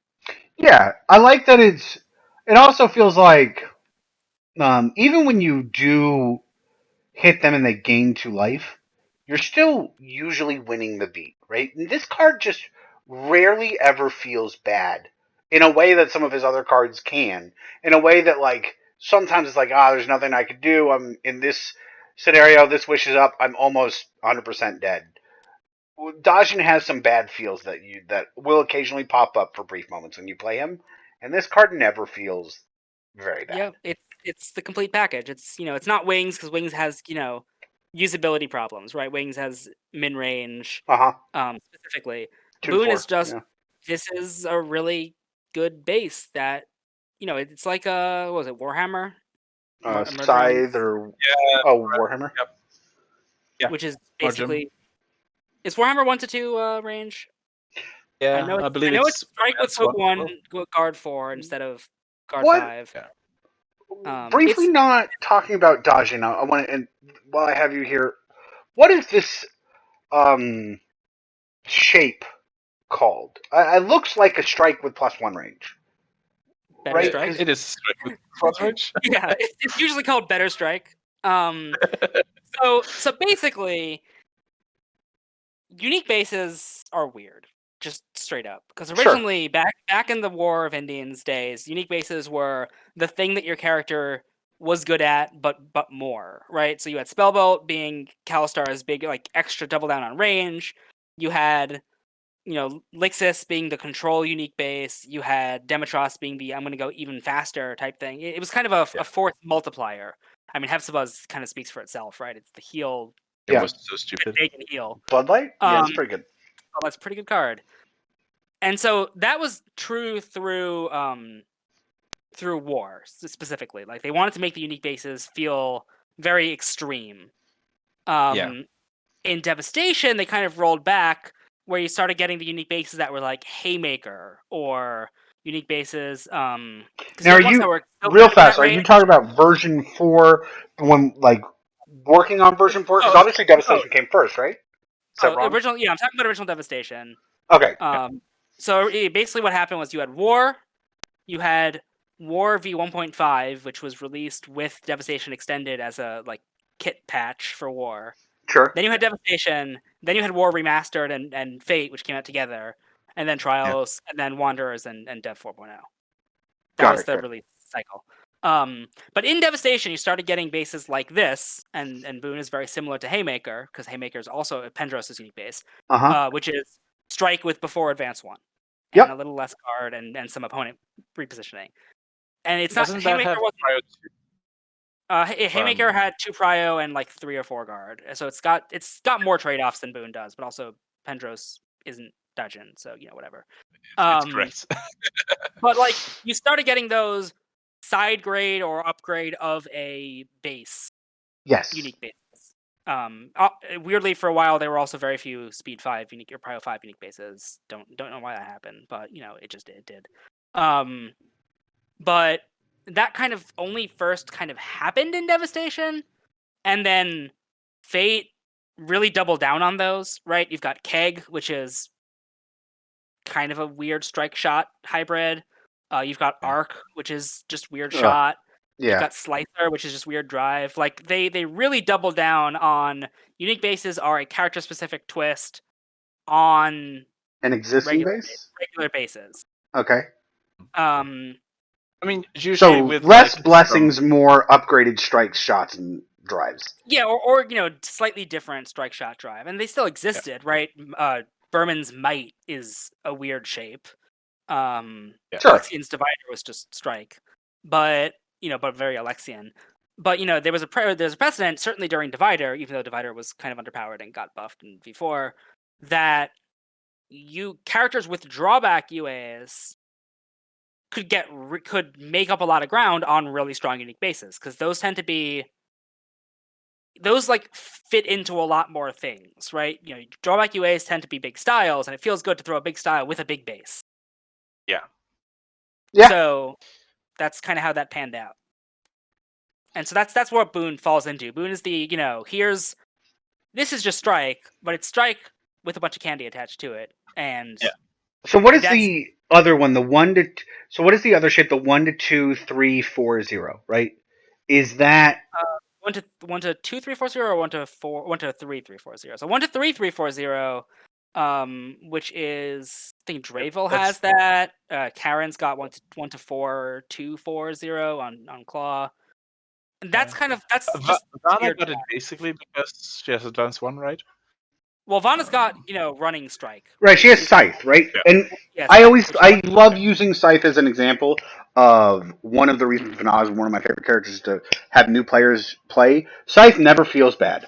Scythe very rarely feels like the incorrect choice you could be making. Slasher, I think it's called. Yeah. What's Andros? Jaeger? Andrews? No, Andros' unique base which is basically just Scythe. That's very similar to Scythe.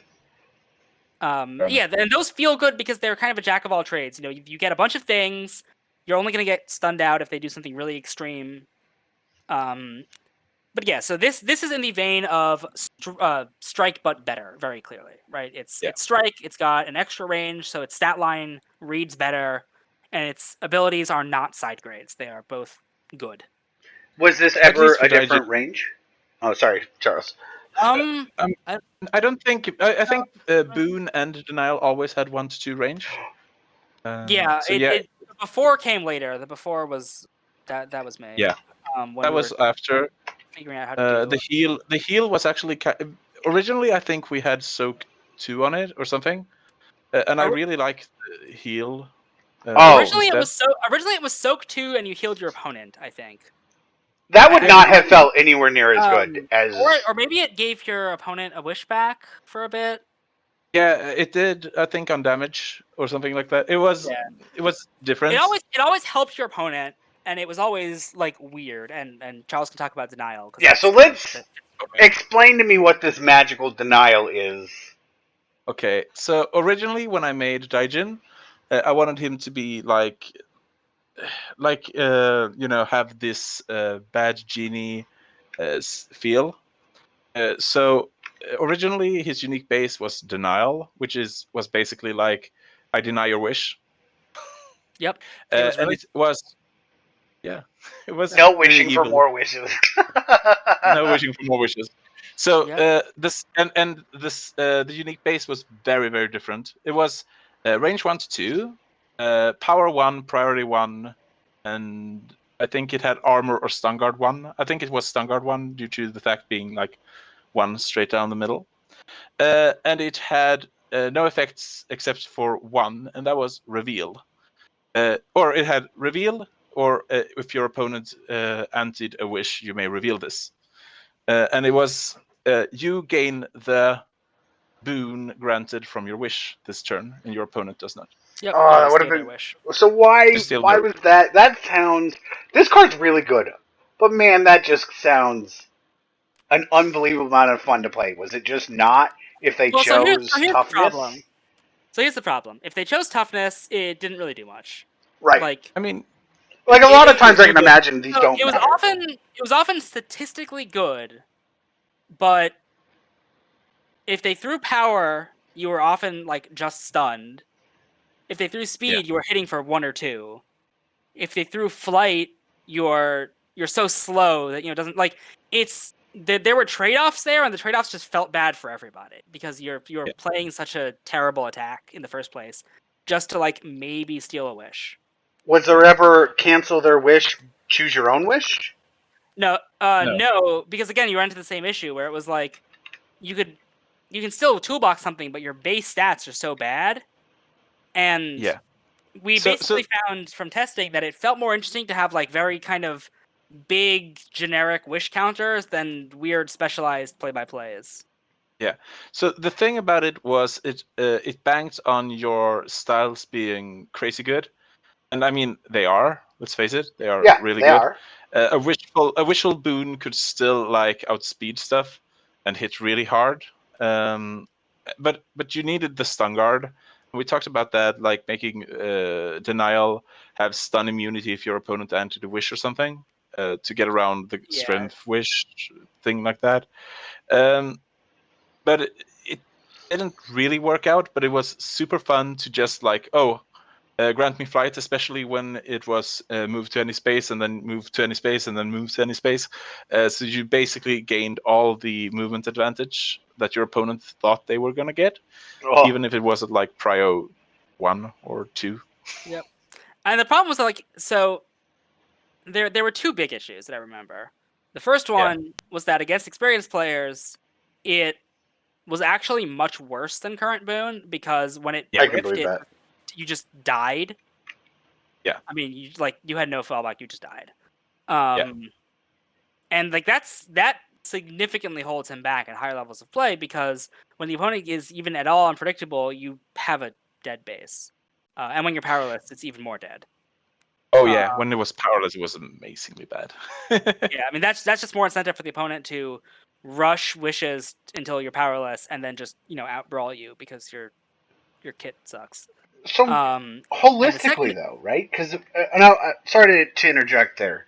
I can kind of see in my mind's eye why Boone is better than this current denial that we're talking about. But why, with this design space, was there not something kept to cancel one of their wishes? Because it feels like that seems so easy to see as like so here's the first problem. If you're looking at like the genie fantasy, how often do you say I wish for power? And the genie's like, actually, nah, it's Tuesday. You don't get power today. I mean, very rarely, sure. Like that's not really part of the fantasy. But also it's not interesting, right? It feels bad for the opponent. It feels good for you when it works, but to make it actually balanced, it would have to feel terrible for you when it didn't work. And that's why. Okay, I can see that. Like it's such an extreme effect for something like for a kit as already polarized as him that the design that he has now of like good styles that get better when you wish, or that get better when you read the opponent's wish, ended up playing a lot more interestingly. Yeah, I can see that. It's obvious, but it's not. It's not good, right? Yeah, it's not good. It hurts him more in the long run because when it works, it's great, but statistically, the opponent plays around it even harder, and that just makes it thinkier for everybody involved. Yeah. So yeah, that was basically denial. But the current boon is more stable. But I really like the unstable things because shit can happen, and people know that about me. So I mean, obviously, I feel that it's funny because I was trying to explain to someone why I like Dajiin, and I thought it was so obviously I specifically, I'll just speak for myself. I specifically think that you're exceptionally good at this game, Moon Knight.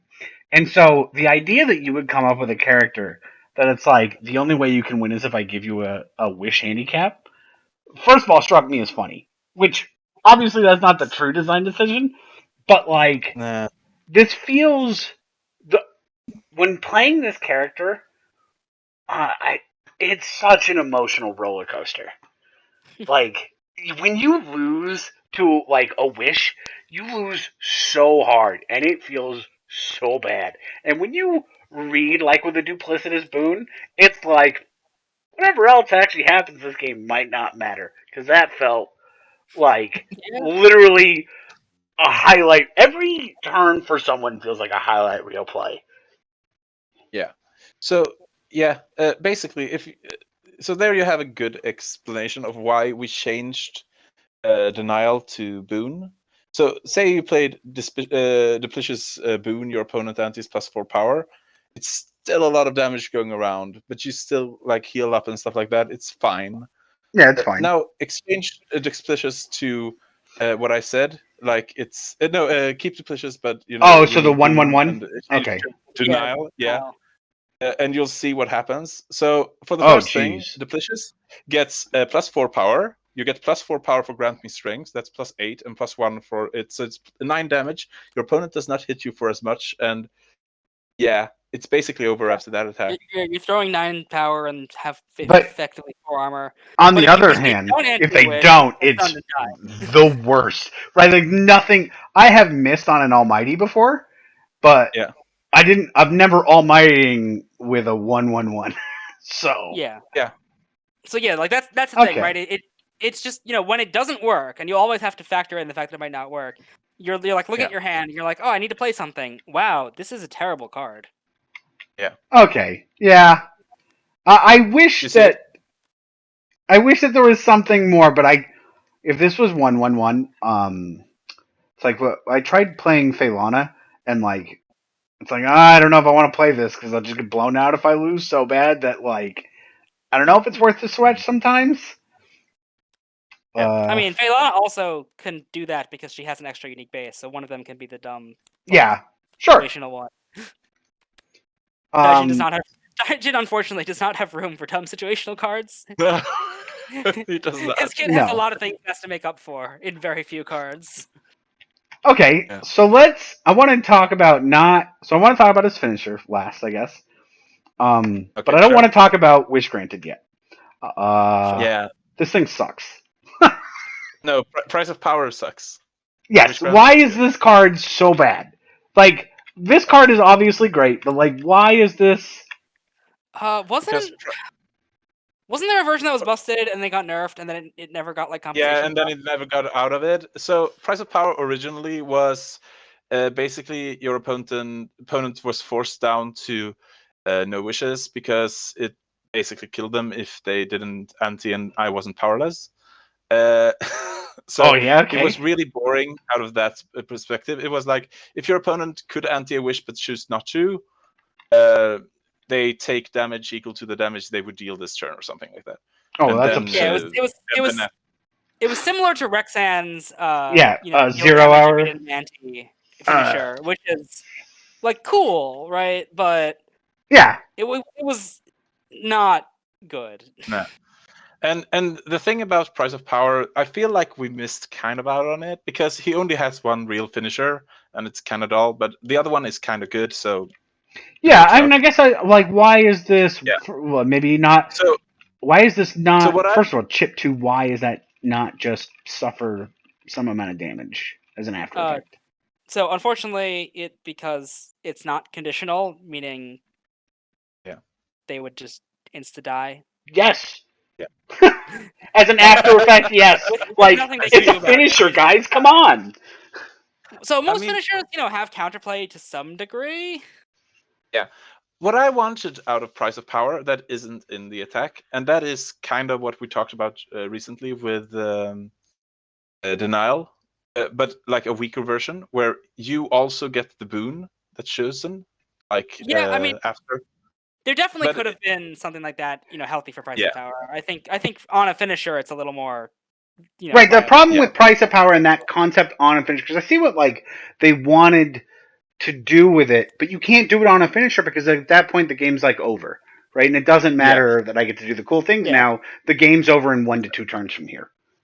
Yeah, I mean, it basically sends the opponent to 1. It probably stuns or deals it'll usually send them near 1.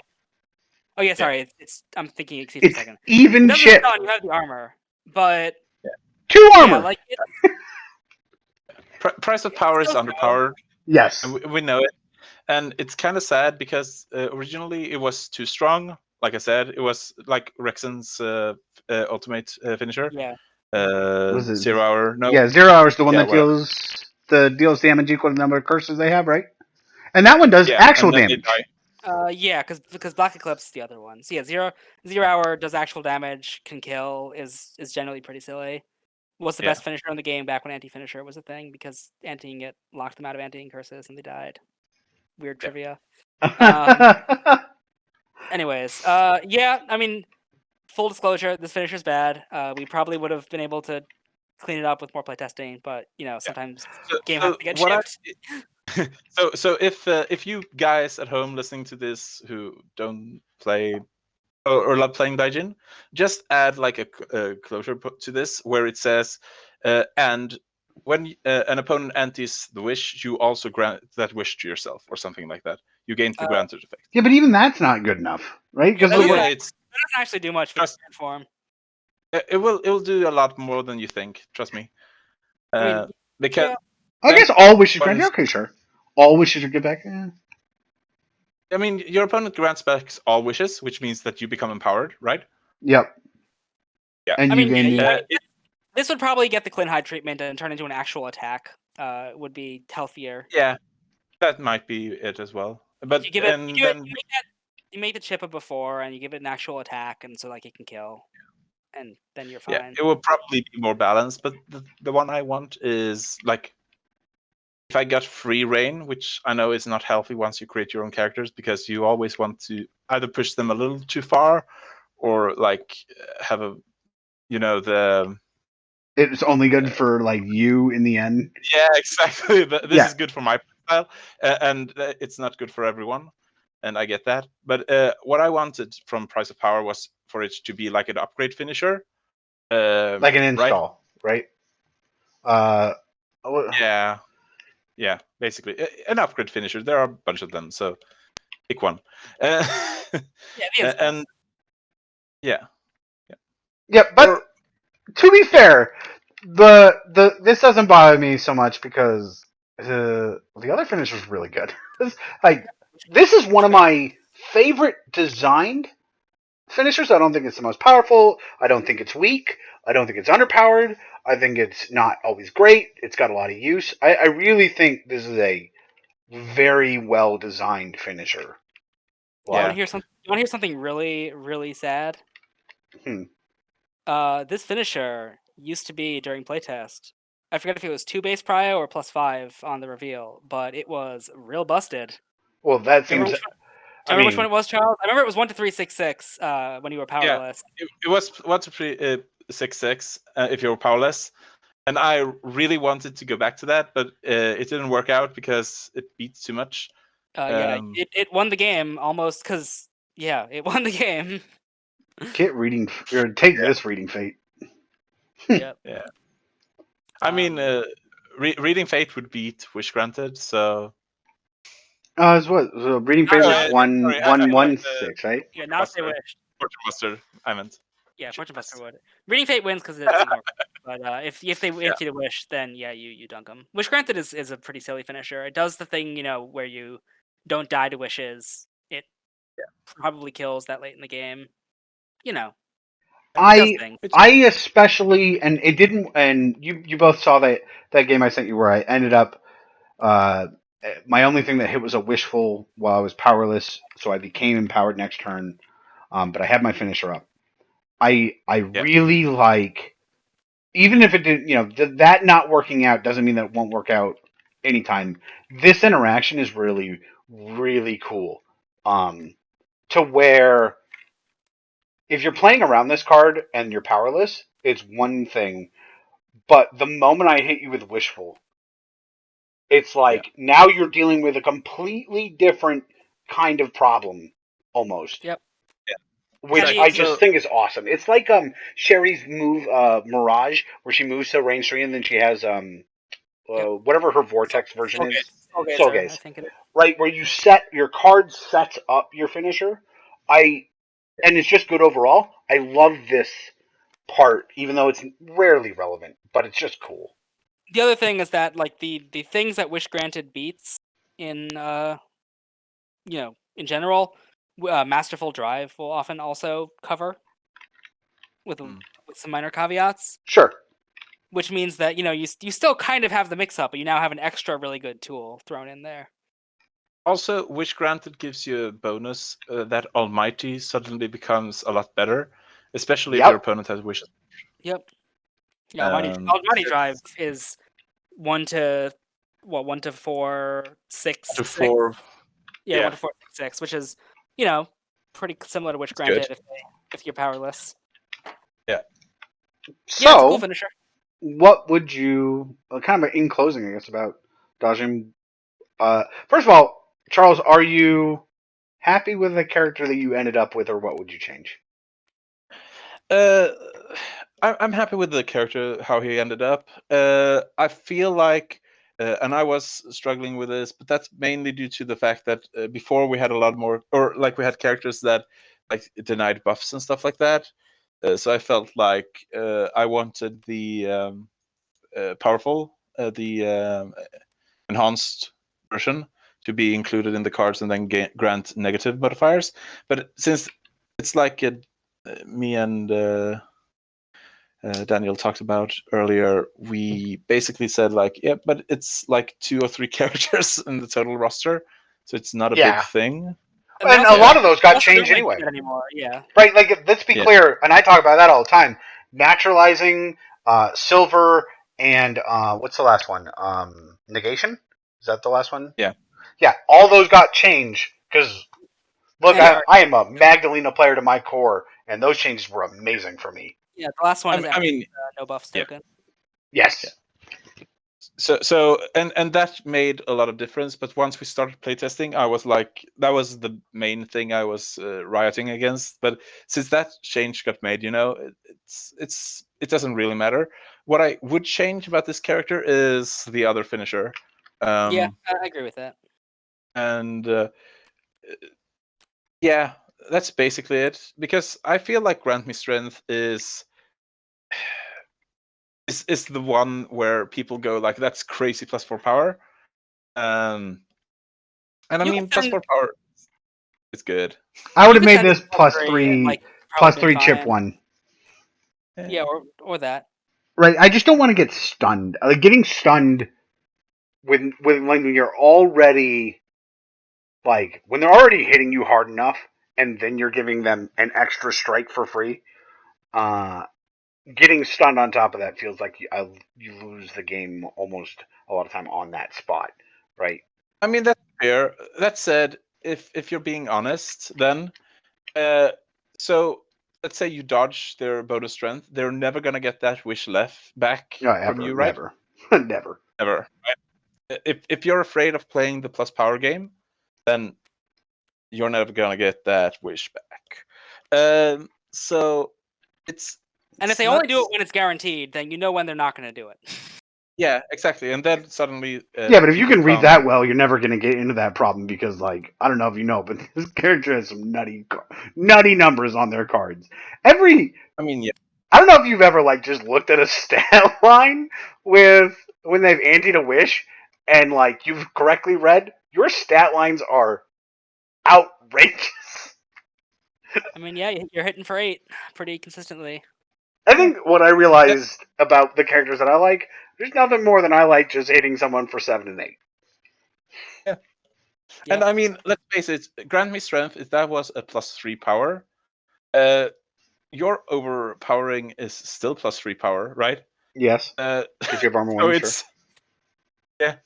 Right. That is my only real complaint about the witches is this. Yeah. I feel like getting hit. If I get hit by Grant Me Strength, I don't feel like I get to come back very often. Most of the games that I've lost feels like I've gotten hit by Grant Me Strength in that, and I've never recovered from that deficit because 4 is so much. Fair enough. I mean, the flip side about that is a lot of the time, if it's equal to Grant Me Toughness in terms of raw stats, toughness feels better. Yes. Yeah. But is that a problem to say this wish is this, but different? I mean, they are slightly different. They're like, first I use this, and then you use this. It's functionally similar, right? I mean, here's the difference between like what it actually does and how it feels, and there is a difference between those two, right? Yes, so there is. It puts Grant Me Strength to 3 power. we would have to put grant me toughness to armor 2 instead. Because otherwise, grant me toughness would feel a lot better because you gain 2 stuff, and it's the same. Like if we're trading, it would be the same amount of damage that gets traded. And if you're not trading, strength is way riskier because you're likely to get stunned out. Yeah, but if we were gonna do that, what if this even just said, armor? If this was 3 strength, this could have just said stun guard 3, armor 3. Stun immunity and stun guard 3, armor 3 is basically the same with Dajiin. I agree, but you wouldn't feel. Stun guard 3 often feels like stun guard is one of those cool stats that doesn't matter until it does, right? Yeah. And stun immunity is like this feeling of safety, but like stun guard 3 isn't a million, even if they're functionally the same. It wouldn't. I understand what Charles is saying, and I cannot disagree. Yeah. Even playing as Dajiin, there is a level of fear that this card strikes in me. That is one of the reasons I like playing as him. Right? I'm not safe. This thing can clobber me. So a thing that people tend to do is once they play like grant me strength because they have like a sure thing strike or whatever, but you can usually counter it with like a masterful strike of your own or something and go before them and actually stun them out of it. Sometimes, right? Like it's still hard. And I guess that's mostly where a lot of my complaints, and they're very minor, but where I want armor somewhere else or stun guard somewhere else is just for that one scenario where I can try to read. Let's be real here. One armor somewhere else is not likely to change that unless you also anti-force and they don't have plus power. Like 7 is just really big. Yeah, and let's face it, if they give me strength to a strike to deal 8, and you hit back with a let's say I said masterful, right? Yeah. So masterful strike of your own, you deal 6, they deal 8. Yeah, it's and totally it's fine. 2 life gap. That's totally fine. A 2 life gap is not unwinnable from. Sure. A 2 life gap and them having strength down. Like it's only grant me strength is a problem when you get stunned. If you don't get stunned and you like successfully trade, you're Dajiin. You're hitting for at least 5. Yeah, and actually that's a way better thing. I wish it said +4 power on hit. Give me stun immunity, or something similar, right? That's getting stunned as Dajiin with grant me strength is what feels tough. Like the thing about Dajiin, and this is kind of like, it feels hard once you're hit by grant me strength, and that's true, but you don't really have that much stun guard in his kit. It just feels like you have all the stat lines because you're Dajiin, and your stun guard is right here, right? Like you get it on overpowering, which also has armor, and then you sneakily have it here on duplicitous with stun immunity. Yeah. And duplicitous isn't really true because correct. It's true. It's true if you're worried about grant me strength, but it's not always true. Right. And I guess that is my only real. I don't want him to be Alexian, right? I don't want him to have stun guard on everything. I think that overpowering having stun guard is obviously you have to have it on one of his styles. I just wish I had a better answer to the problem of. I wish when I read that they were going to grant me strength that I had more options to not get the double whammy of because I don't think you can afford losing your attack and taking that much damage, right? You can handle one of them, but not both. Yeah, you do still have the options in terms of Masterful Grasp will cover a lot of pairs, but just not dodging, all, right? Duplicitous. But it's not a type of character where you're trying to cover absolutely everything, right? Right, but often I guess that's my problem is when they grant me strength in a lot of situations, I don't feel like I have very good options, even if I can try to read that it's coming, right? Like a lot of characters have a +0 to 1, right? a plus 0 to 1, like a big payout shot that also now gets grant me strength. I have options if I can try to like stun him out. Maybe I'm just being greedy. I don't know. that's where you just often that's where you just throw duplicitous at it. Yeah, and that is an option a lot of times. You say you got a 4, I got a 4. We'll call it a day. Sure, and I guess that's just where I wish I had some way to deal with this. And it's not grant me toughness, right? It's not the same thing on the other end. No. It is specifically because this doesn't make me lose my attack, right? When I decide I can trade, it's like, man, okay, but I'll still trade a little bit. Yeah. So what I would say to that is basically like, yes, you have grant me strength. Plus 4 power is annoying and it's big, but the characters that actually stun you out are usually faster than you are, right? Yes. That is where you're afraid of it, and in those situations, stun guard 5 plus stun guard 2 from anti is usually enough. Right, and I'm not saying you don't have some options, right? You definitely do. Yeah. It's just they're so limited in a way that doesn't feel necessary. With like that doesn't feel like there are already a lot of things I have to cover, and having to cover the power of that one thing.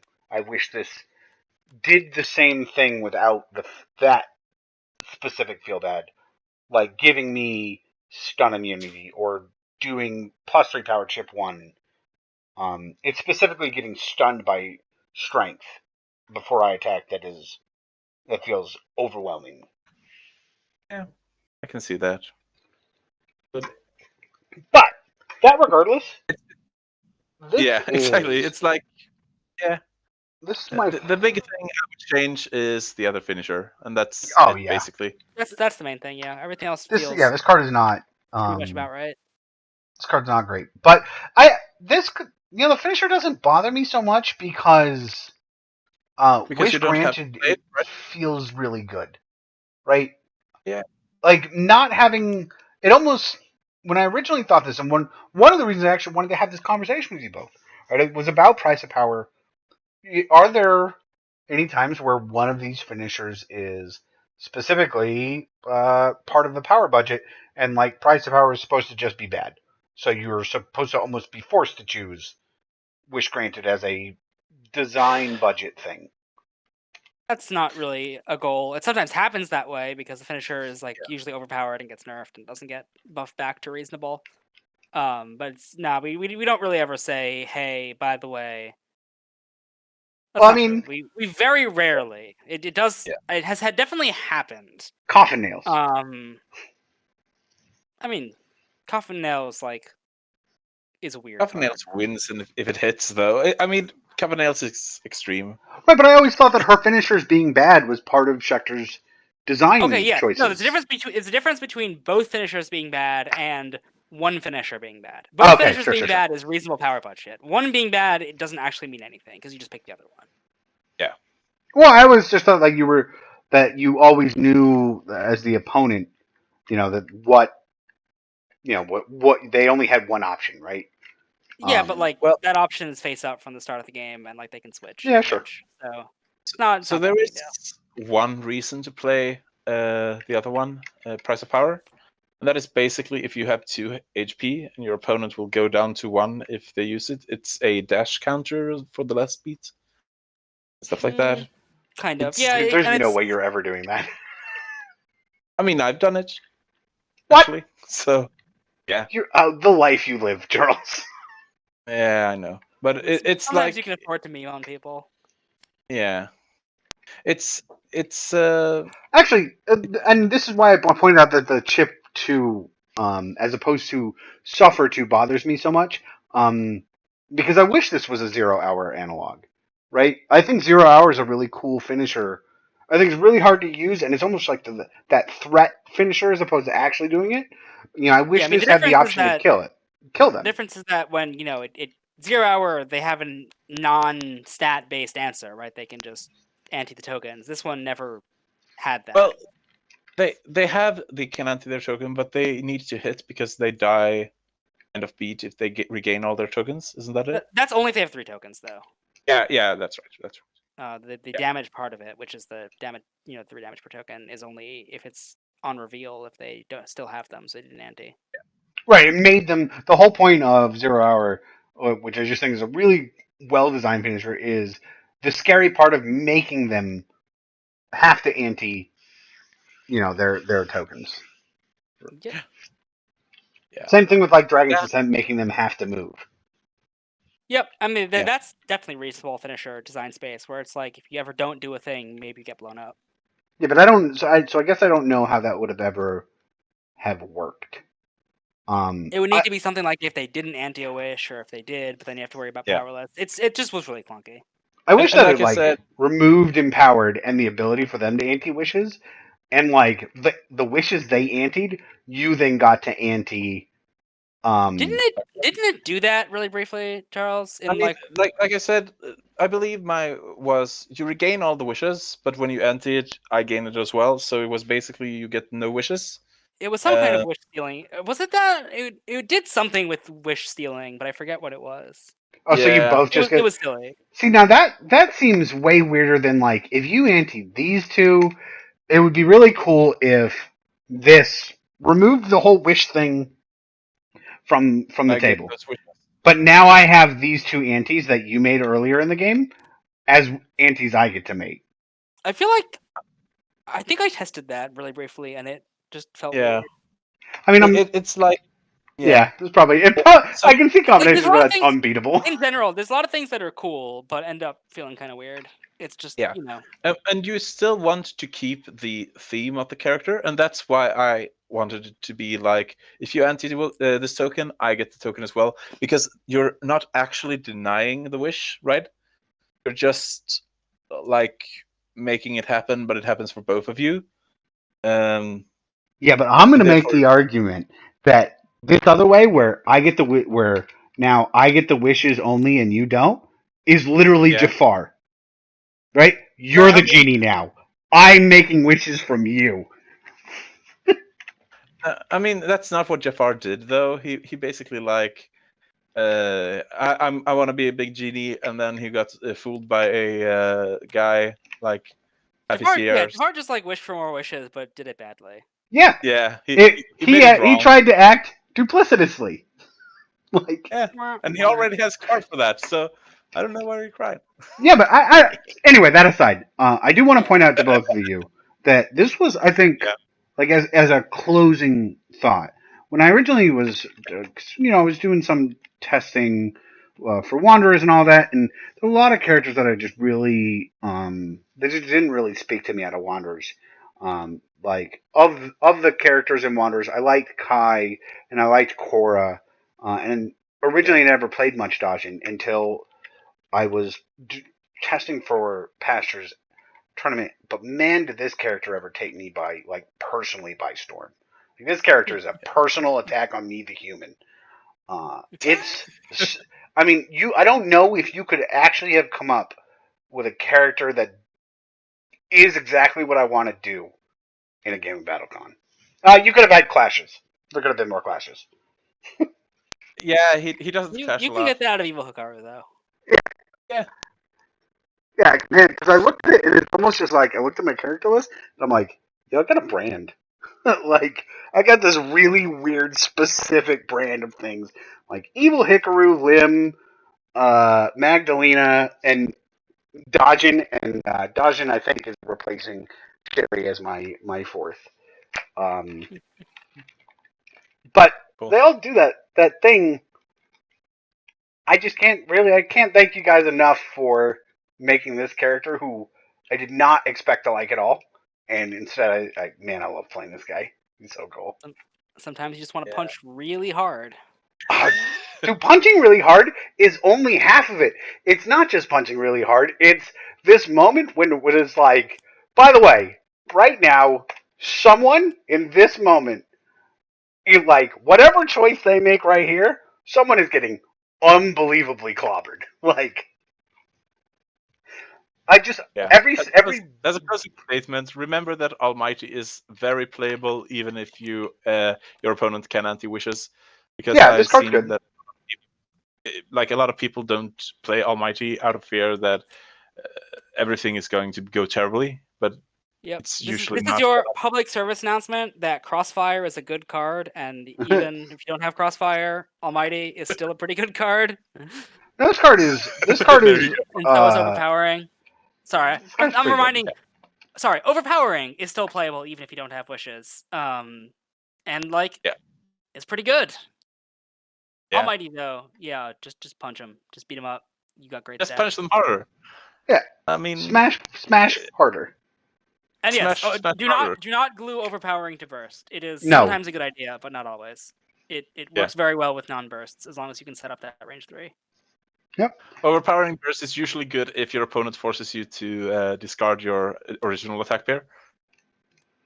So, I might be the only person who is like, it's probably not risky at all. Overpowering burst on turn 1.